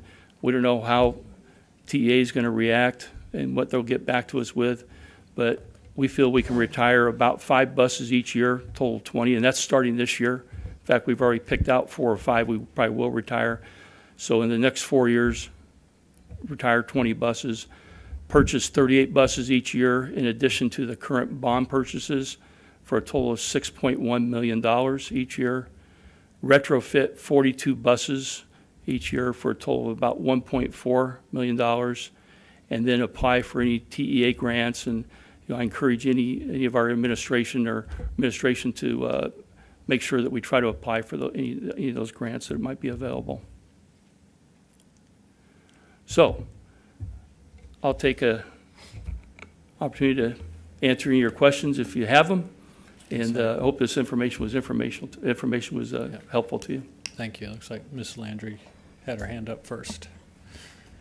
Okay, so I'm looking at the slide with the retire 5 buses each year, total of 20, purchase 38 new buses each year in addition to the, I'm trying to make my mind do that math and it's not working for me. We're retiring for fewer than we're purchasing, but staying at 399? No, well, there's a little note at the bottom. I forgot to mention that. We at the end of, by 2029, we will drop to 380 buses. In total? Yeah. But we're how do we do that if we're retiring less than what we buy? Well, we're going to get 92 buses. We're going to retire 92 buses with new buses, or we're going to get new buses over the next 3 years. Okay, so the 92 plus another 20 total will reach? Yeah, I think when Deb and I did that math, I think we just rounded up, didn't we, Deb? It's actually like 379, because we have 399 buses. Over the next 3 years, if you guys approve it in a couple months, we hope to have 92 new buses, okay? And we'll take... We have buses that are 17 to 20 years old. We'll take those out of the fleet, so we'll retire those. This is in addition to. Okay, so the 92 will go, and they're already pinned to be retired, and then we anticipate just a normal flow of process to retire 5 more each year. That's correct. And then, so that's, okay. So, Mrs. Landry, unfortunately, the law requires us to take some specific action tonight that might be causing some confusion. We have to present to you the cost of retrofitting all the buses in the fleet right now. Those bond 2025 buses have not been purchased yet. So that's why we had to provide you that larger number, almost 20 million. And that's what's in the resolution. Because those buses we have not received upon. And so we have to present to you all the age of the buses and all of that, those data points about seatbelts, and let you know what that cost is. We didn't want to come to you without a plan, though. So what you're taking action on tonight is based off of what we have in our current fleet today. What we wanted to bring to you is some things that we could phase into, because ultimately, if you say tonight that the budget cannot afford immediate implementation, we still have in law that we have to be in compliance by September of 2029. So we wanted to bring to you a plan of what could getting in compliance look like. So this is all assuming that no changes to the law are made, There's no legislative action or TEA changes that are made to what we have to implement. So that could be causing some of the confusion, because we have to present you data without the bond 2025 buses and with the bond 2025 buses, and then what a phased-in approach could be to ensure we're in compliance. And so right now, currently what we're being asked to, the recommendation is to approve the resolution that generally says that we can't afford to do this all right now. And here's our total of buses that are equipped with it. And I'm curious, maybe jumping too much of a conclusion, that TEA is asking for this information so that there might be this TEA grant that they now assess throughout the state and realize that nobody can afford any of this. Yeah, that's the chatter that's out there. And hope, yeah. It's a lot of money.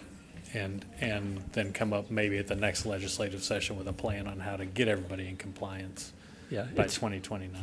Yeah, Ms. Meyer, you're right on. It's information gathering. Yeah. I can tell you back when all this first came out last May, June, they were talking about 2027 being compliant.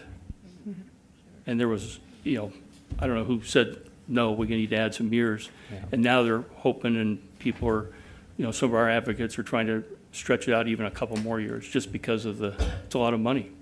And then to have the vendors or the manufacturers, they're already backed up and booked over the next year.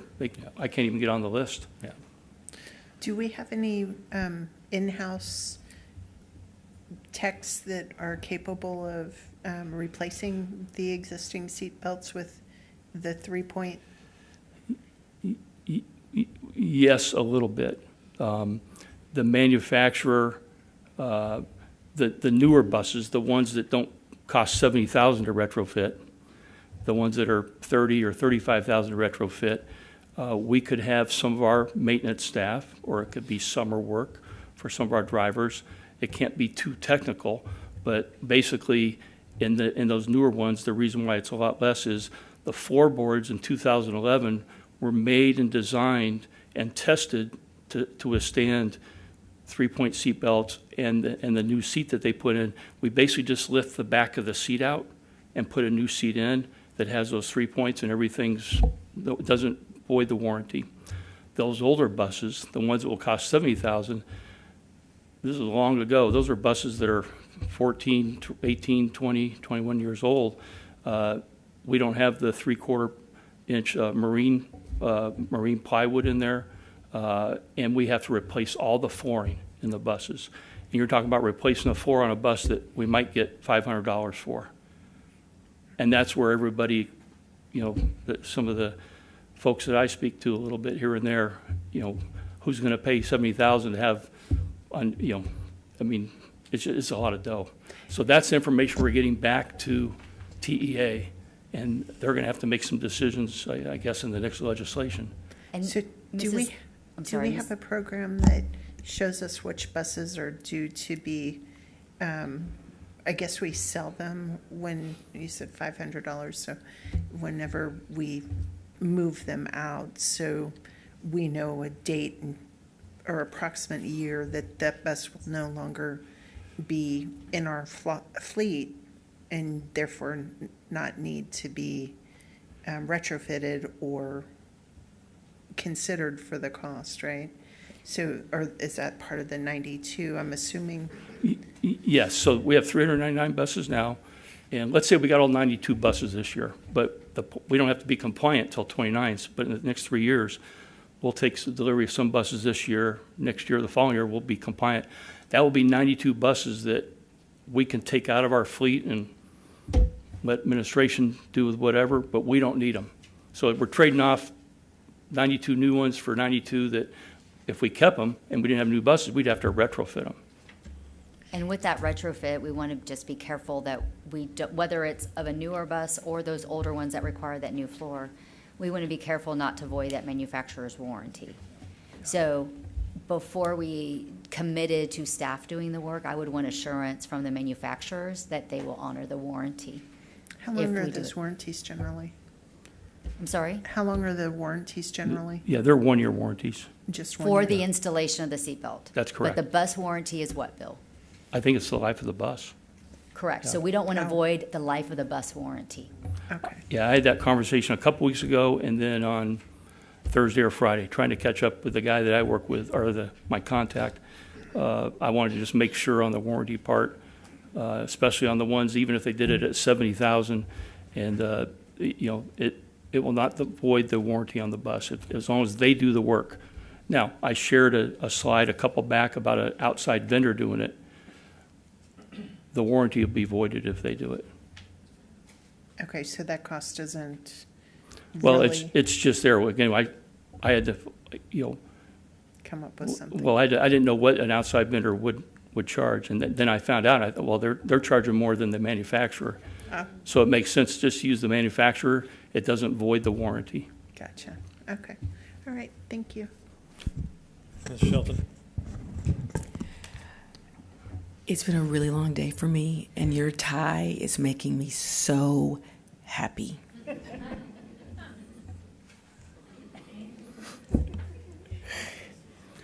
you phrase that in the form of a question? That was an easy one. And for the record, he has buses on his tie, for those who may not see. Yeah.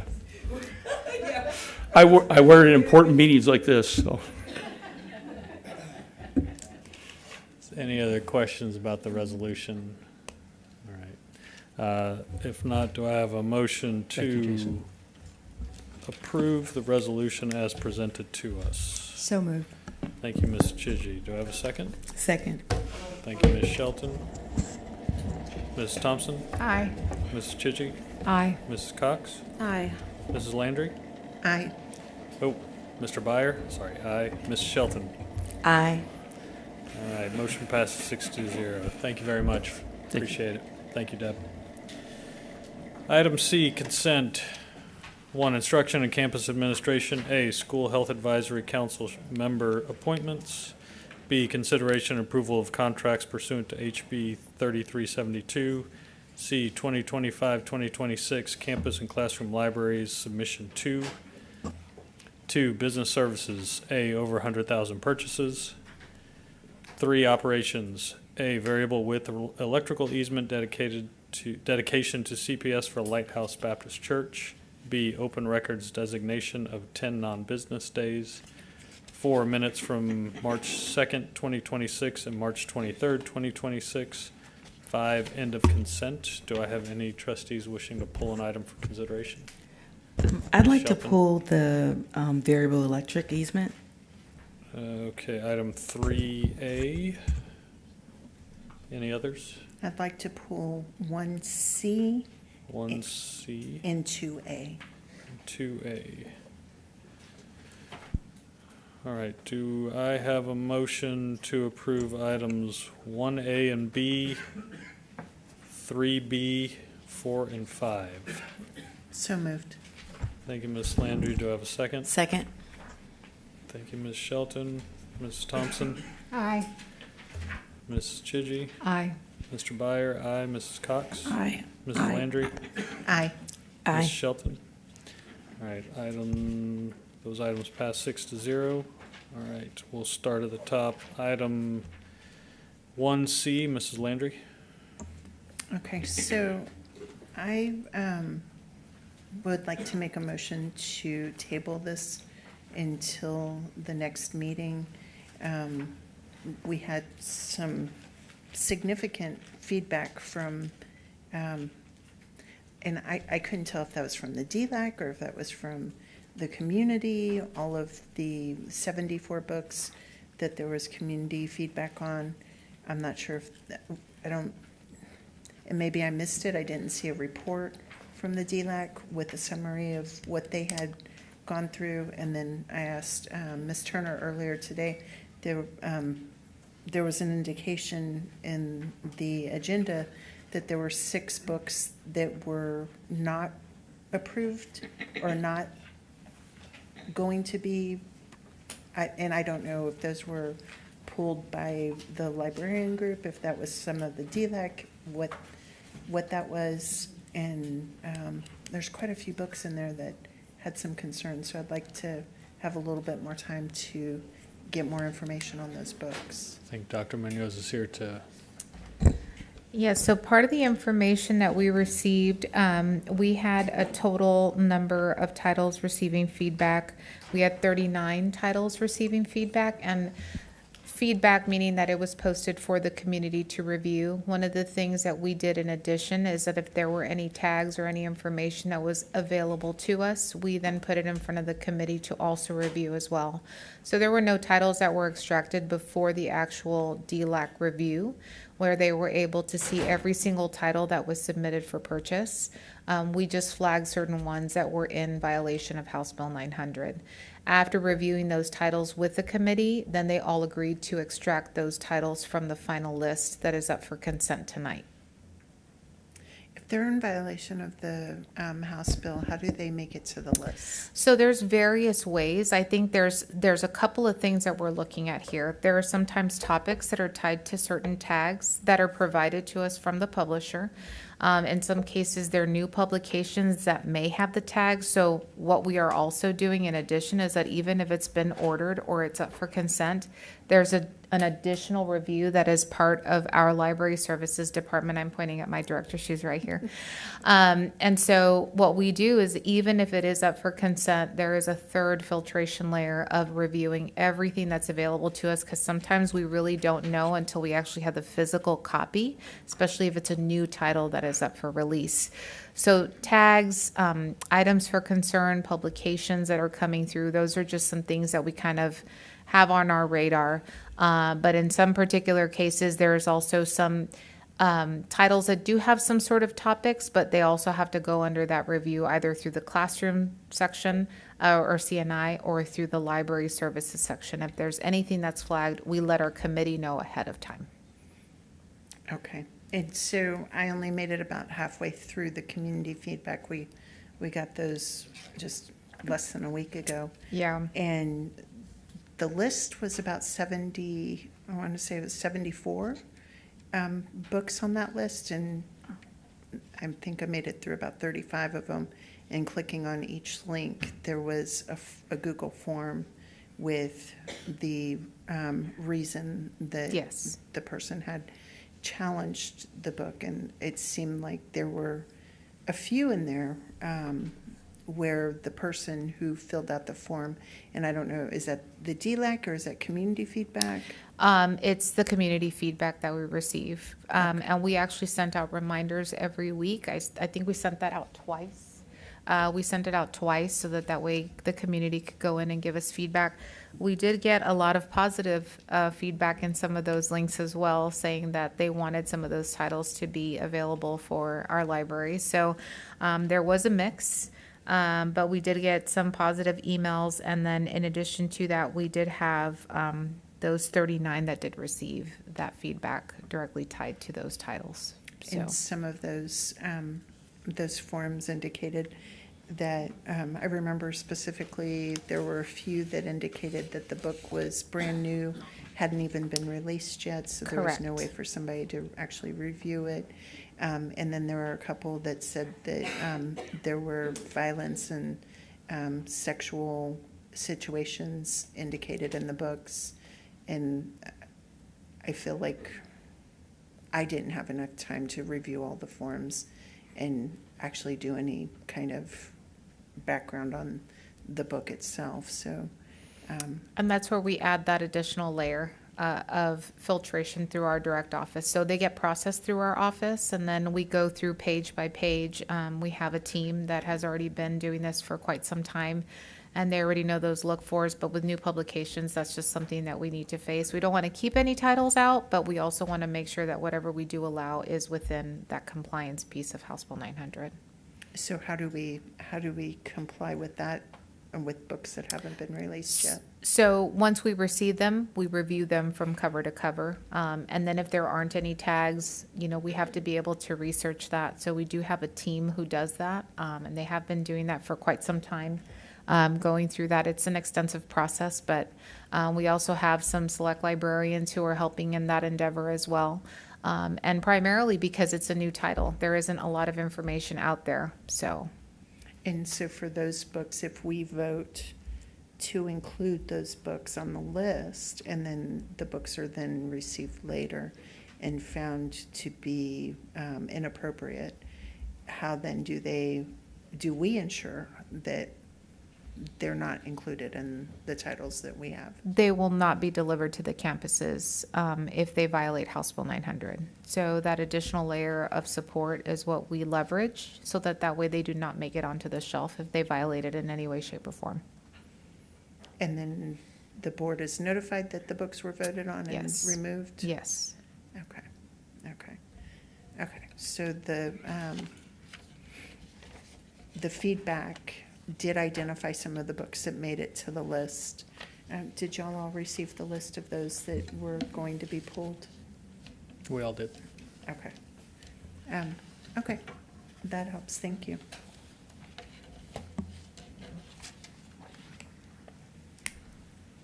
Any other questions about this item? Mrs. Landry, would you like to make a motion since you pulled this one? I think I made a motion to table this. Okay. So we have a motion to table. Do I have a second? You may ask a question. I'm gonna lose. Table it to what end? To allow time to review all of the community feedback and the books that were in question. The books themselves. My concern with tabling it is twofold. One, I don't believe in censorship. But two, as I looked at some of the people who said no to the book, they hadn't even read the book. And so we talk a lot about trusting our teachers, trusting our staff, who's educated on and understands when we talk about curriculum and those kind of things. And we lean heavily on what the teachers want. We lean heavily on what administration tells us because they are the educators. We have so many layers before a book can get to the library or to a classroom. And I can't speak for the other 6 of us, but I know my people that are on the committee, God bless them, for going through those books and the titles and reading. And I had a couple that I was interested in. Like, I'll need you guys to read it and make sure it's okay. And I am concerned that someone would say, I don't want Tracy's Big Adventures, for example, to be in a classroom, and they haven't read the book, but they've maybe seen the cover or they've maybe seen a quick extract, and based on that, they're judging this brilliant book about Tracy and her big adventures. And my concern is the exact opposite of that. Tell me. We have books that haven't been released yet that we're going to say, yes, go ahead and put those in.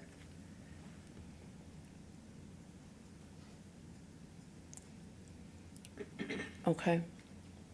I hear that. And so I don't feel comfortable voting in favor of a book that can't even be reviewed yet. So, Mr. Byer, is it possible to pull the books that have not yet been released from this list and approve the rest? Or I guess maybe not Mr. Byer, Mr. Jarrett.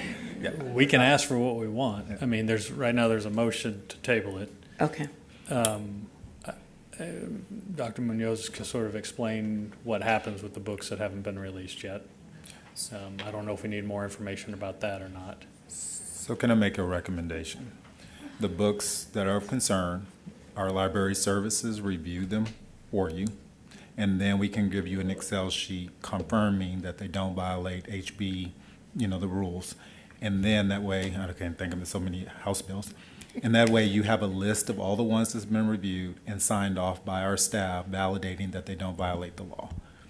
And then they won't go to the schools until you receive that list from our office. Because they have to order the book in order to read the book, essentially. We don't get free copies. Gone are the days. Anymore. I wish. Okay, so then I will amend my motion to approve the list as presented with the exception of those books that have not been released yet. I have a motion. Do I have a second? Second. Thank you, Ms. Shelton. Any other questions or comments? All right. Ms. Thompson? Nay. Ms. Chidgey? Aye. Mr. Byer, nay. Mrs. Cox? Nay. Mrs. Landry? Aye. Ms. Shelton? Aye. All right. 3-3, we got a tie. Do I have another motion? I move that all books be approved as presented to us. Do I have a second? Aye. Second that. Thank you, Ms. Thompson. Aye. Ms. Chidgey? Aye. Mr. Byer, aye. Ms. Cox? Aye. Mrs. Landry? Nay. Mrs. Shelton? Aye. Motion passes 5-1. Thank you all very much. Okay, item 2A, over 100,000 purchases. Mrs. Landry. So on the awarded bid report, I had a question about bid number 3124, which is district-wide wellness products, supplies, and services, which is KWB Stone Oak LP doing business as Massage Heights Stone Oak. Curious about what the product or services that we're purchasing from.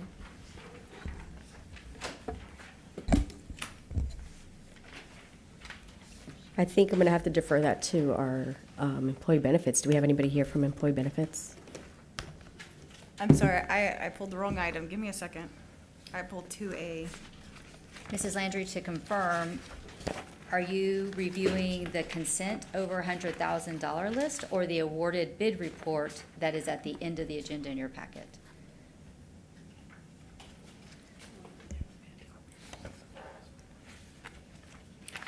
The awarded bid report is the title of the document. Oh, yeah, that's not part of the consent. It's not over 100. It's just a report. It's Right. Oh, I see. Yeah. Okay. All right. My fault. Thank you. You want to make a motion on 2A? I move that we approve 2A as written. Okay, thank you, Mrs. Landry. Do I have a second? Second. Thank you, Ms. Chidgey. Ms. Thompson? Aye. Mrs. Chidgey? Aye. Mr. Byer, aye. Ms. Cox? Aye. Ms. Landry? Aye. And Ms. Shelton? Aye. Motion passes 6-0. All right, moving on, 3A, variable width electrical easement dedication to CPS for Lighthouse Baptist Church. Ms. Shelton. Ms. Caldwell, for this one, because we're going to give up easement and then I'm assuming get the other easement back, is that what this basically says? Correct. The Lighthouse Baptist Church is needing additional easement space. So one that currently exists today that serves their facility will be abandoned, so giving that up. And then a new one will be created that allows for more power to go to their building expansion. So that would be a new one. The benefit to us, there really isn't any consequence to us.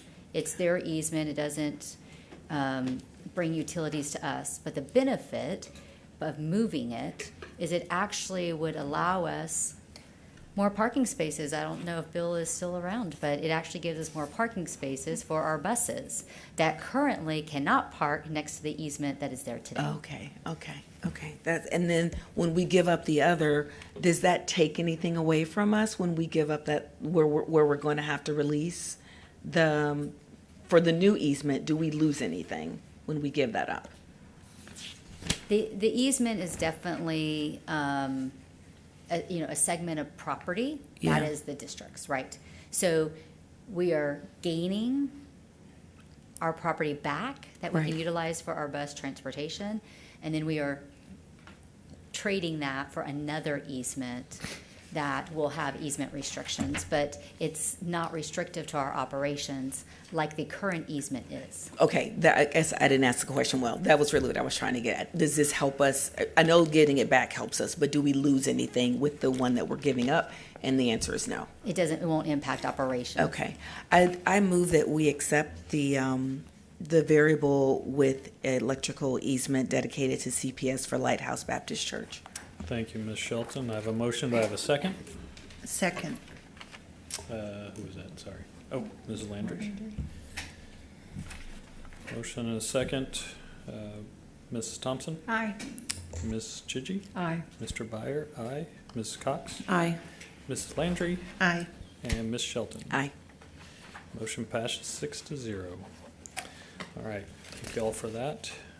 Item 13, reports, interim financial management reports, B, awarded bid report, C, closed PO report, D, federal grants report, E, open records request report. Those were all provided to us. Does anybody have a question about any of those? Same question for the Item- awarded bid is, report. Is this for item B? Yes. Okay. Is there somebody that can answer that question for Mrs. Landry?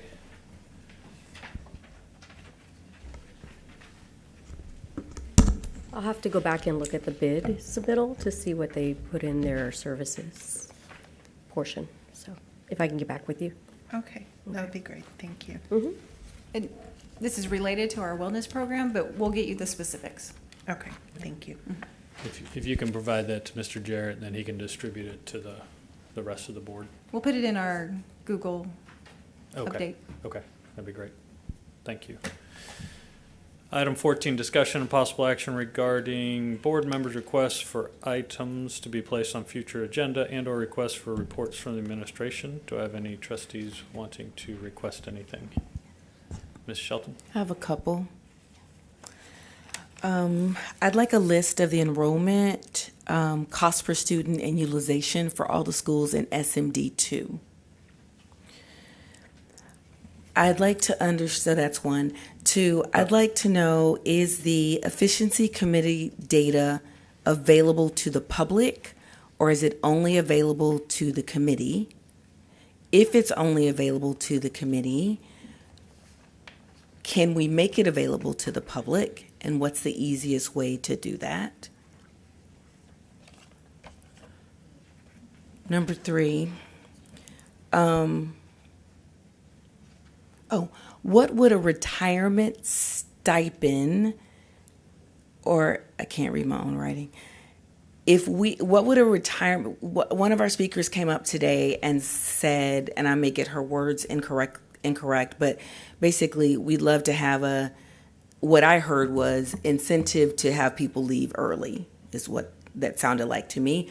What does that cost us? And is there maybe a savings associated with that for the district? There was a speaker who came up today and she talked about the TRS sessions that were amazing. Who put those on? And I'm not as concerned with who put them on or who set them up, but how can we make that happen more frequently for our people as an opportunity for them to understand what's available to them, what it looks like, where they are in the process.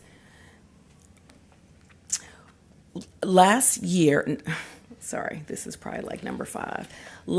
It is. Yeah, you're up to number 5, and we're gonna have to take these one at a time. I think we'll have to go back through them. So I should have stopped. Okay. Finish what your request is. Number 5. So last year we had some ladies come up and talk to us about the juvenile justice program, and we committed to have those conversations and possibly have it within this school year.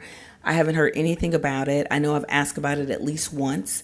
I'd like to see if there is an opportunity to flush the program out so that it's ready to go for 2026, 2027. And then I need to make a motion. Okay, well, we may have to make several motions because we need to go back through each one of these items. So your first one was a list of I would like a list All of the your enrollment single-member number District 2. for all schools in SMD2 to include cost per student and utilization. Is this information that already exists? Okay, so the reason I'm asking is because if it doesn't exist, we have to vote on it. Correct. If it exists, we can provide that information to all board members. So everybody's going to get single-member District 2 stuff. What was your second request? The second request is the efficiency data available to the public? Okay. Yes or no? If it's not, why isn't it? And can it be? Okay, So that's a question. right. So the request is to make it available to the public if it's not a public document, or if it's not already provided to the public, correct? That is correct. I know the information exists, so we don't have to create a new report. However, So I think some pieces are out there. I don't think anything's out in an easy, grabbable Yeah. format at this time. So the documents probably being referred to, when we did dual language, we showed class by class, dual versus mono classrooms. And so we did those specifically for dual because that was the conversation about why would we consider certain schools. So now if that request is being made to expand that to all the schools, then we would need time to create all of those because they're I'm not asking you to create anything. Okay. I'm asking for the material that we share in the with the efficiency committee, the data that is shared in the efficiency committee. Got it. Is it public or not? If it's not, is there a reason it's not public? And if there's no reason it's not public, can we make that information public? I'm not asking you to create anything. Yeah, I mean, I think we Susie can has it. easily share the data. yeah. I think that supports us with transparency and it helps us earn trust when we share what's happening in the committee. would it be helpful to have regular updates from the efficiency committee? I guess we can't really get into a huge conversation about this because it's not on an agenda, but my concern is that we provide all this data and there's no context with it. And so I understand providing information to the public, but if there is no guardrails on what actually any of it means, we could have 1,000 different voices that Okay. are in 1,000 different directions. And we have an efficiency committee that we all appointed people to that are helping us get through that information. And so maybe it's more of a regular efficiency committee update, which we're kind of getting, but not really. So I don't know. I mean, we can go with what you're asking, but My only concern is the public saying that that we're not being transparent and they don't know what's happening. So if that's an update to this body and people can watch it online, I'm okay with that. If that's, here's a link to the tape of the committee, you can watch that, or if that's, here's the PowerPoint presentation. can I suggest that Mr. Jarrett, Ms. Lackhorn talk about that and Yes. get us an update via email to all of us, say, here's what our plan might be. And then we can have that discussion either at the next meeting, or if it's an email and everybody's good with it, we can figure out what that is. But that way we're not sitting on it and Yep. waiting. But I get the sense that they might need to figure out. Yeah, and I don't want how to that create actually work. looks. I just use what's there. But I completely agree with the transparency. I'm just trying to think of the easiest way to make the public understand what they're looking at. To Mr. Byers' point, there's a lot of context, and that was why you guys appointed members. So the conversation will be able to go into depth and detail. Without that, it creates speculation. And so the reports that we created that we did share online for dual was really tried to be as simplified and more targeted to that audience that didn't have all the context. So let us kind of talk through what that could look like, because we don't want to hide anything, but we also want to make sure it makes sense so that way we're not getting misinformation out there as well. Yes, agreed. All right, what was number 3? Retirement incentive. Yeah, what was that one? I must have missed This is my last one. that conversation. So a speaker spoke about it. I think we got an email about it. It was, one of the points was to help teachers and help us cut costs, was doing a retirement incentive. Oh, was this part of the the NEA Yes. proposal for compensation. Yes. And so I think that has all does been have to be- received by everybody, and I know Ms. Lackhorn also has that as they're working through budget information, and so I think that would be more appropriate to bring up when we start talking about budget. Yes, and I want to, if I'm Ms. Lackhorn, that's not the first thing on my mind is a retirement incentive. So Right. I want to put it in the sphere. So it's what we're thinking about it. And we do come back with, I'd like to know what that looks like, right? And Okay, so that one we have to vote on because I assume that does not exist at this point. We haven't done one in quite a few years. I think it's been longer than 5. I think it's been quite some time since we've done one. But we have done retirement incentives in the past. But, and I don't want to get into a conversation about that specifically, I guess, about the ask itself. But we do like to take those recommendations you receive from the employee groups Right. and incorporate those into our budget study sessions.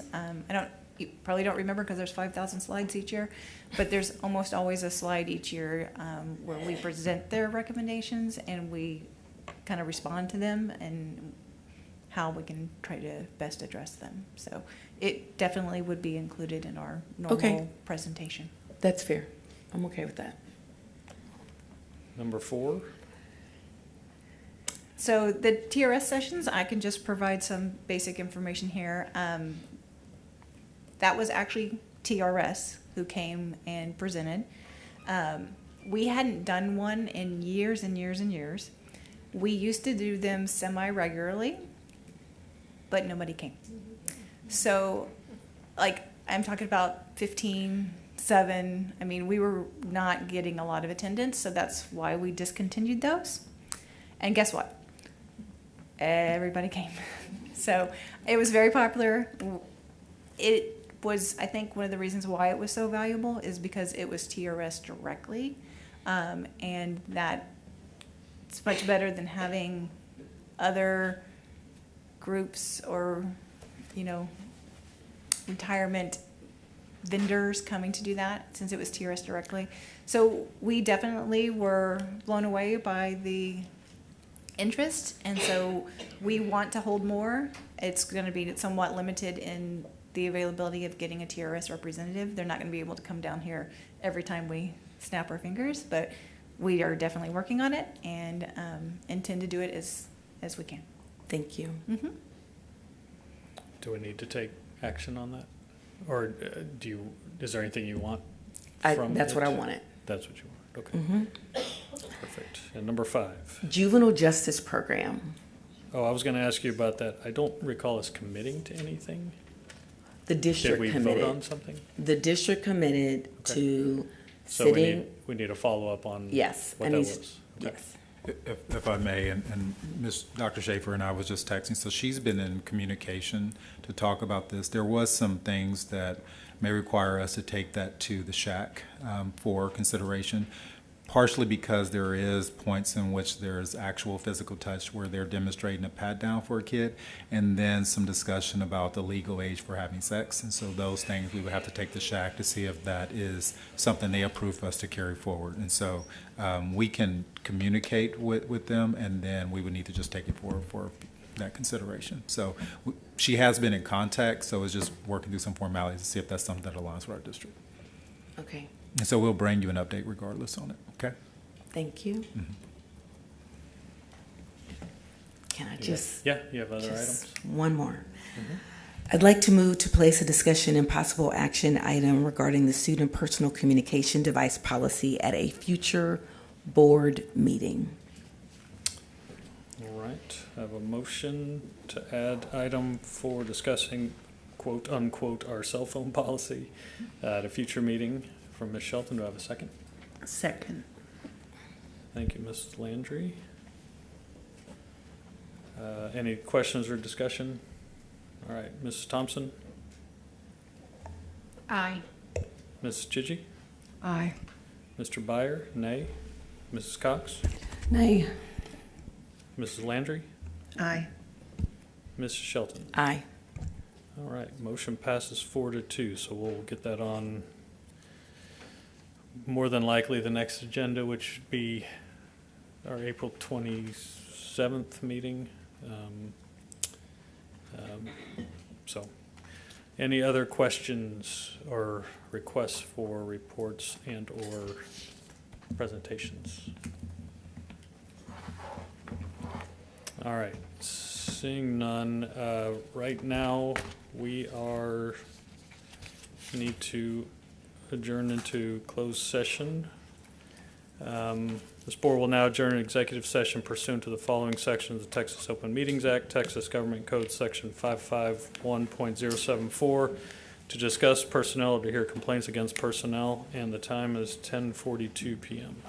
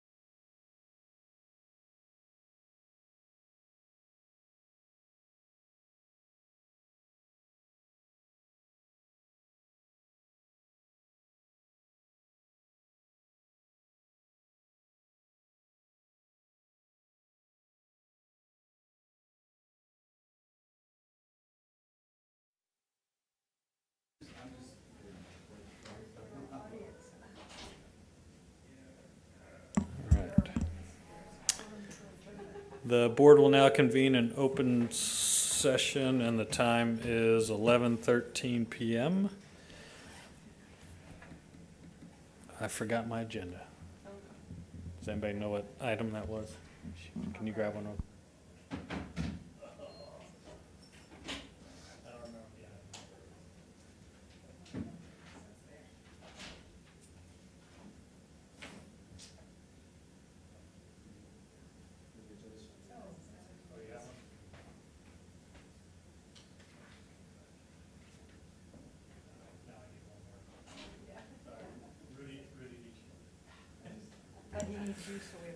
There you go. Item 15, adjournment, and the time is 11:14 p.m.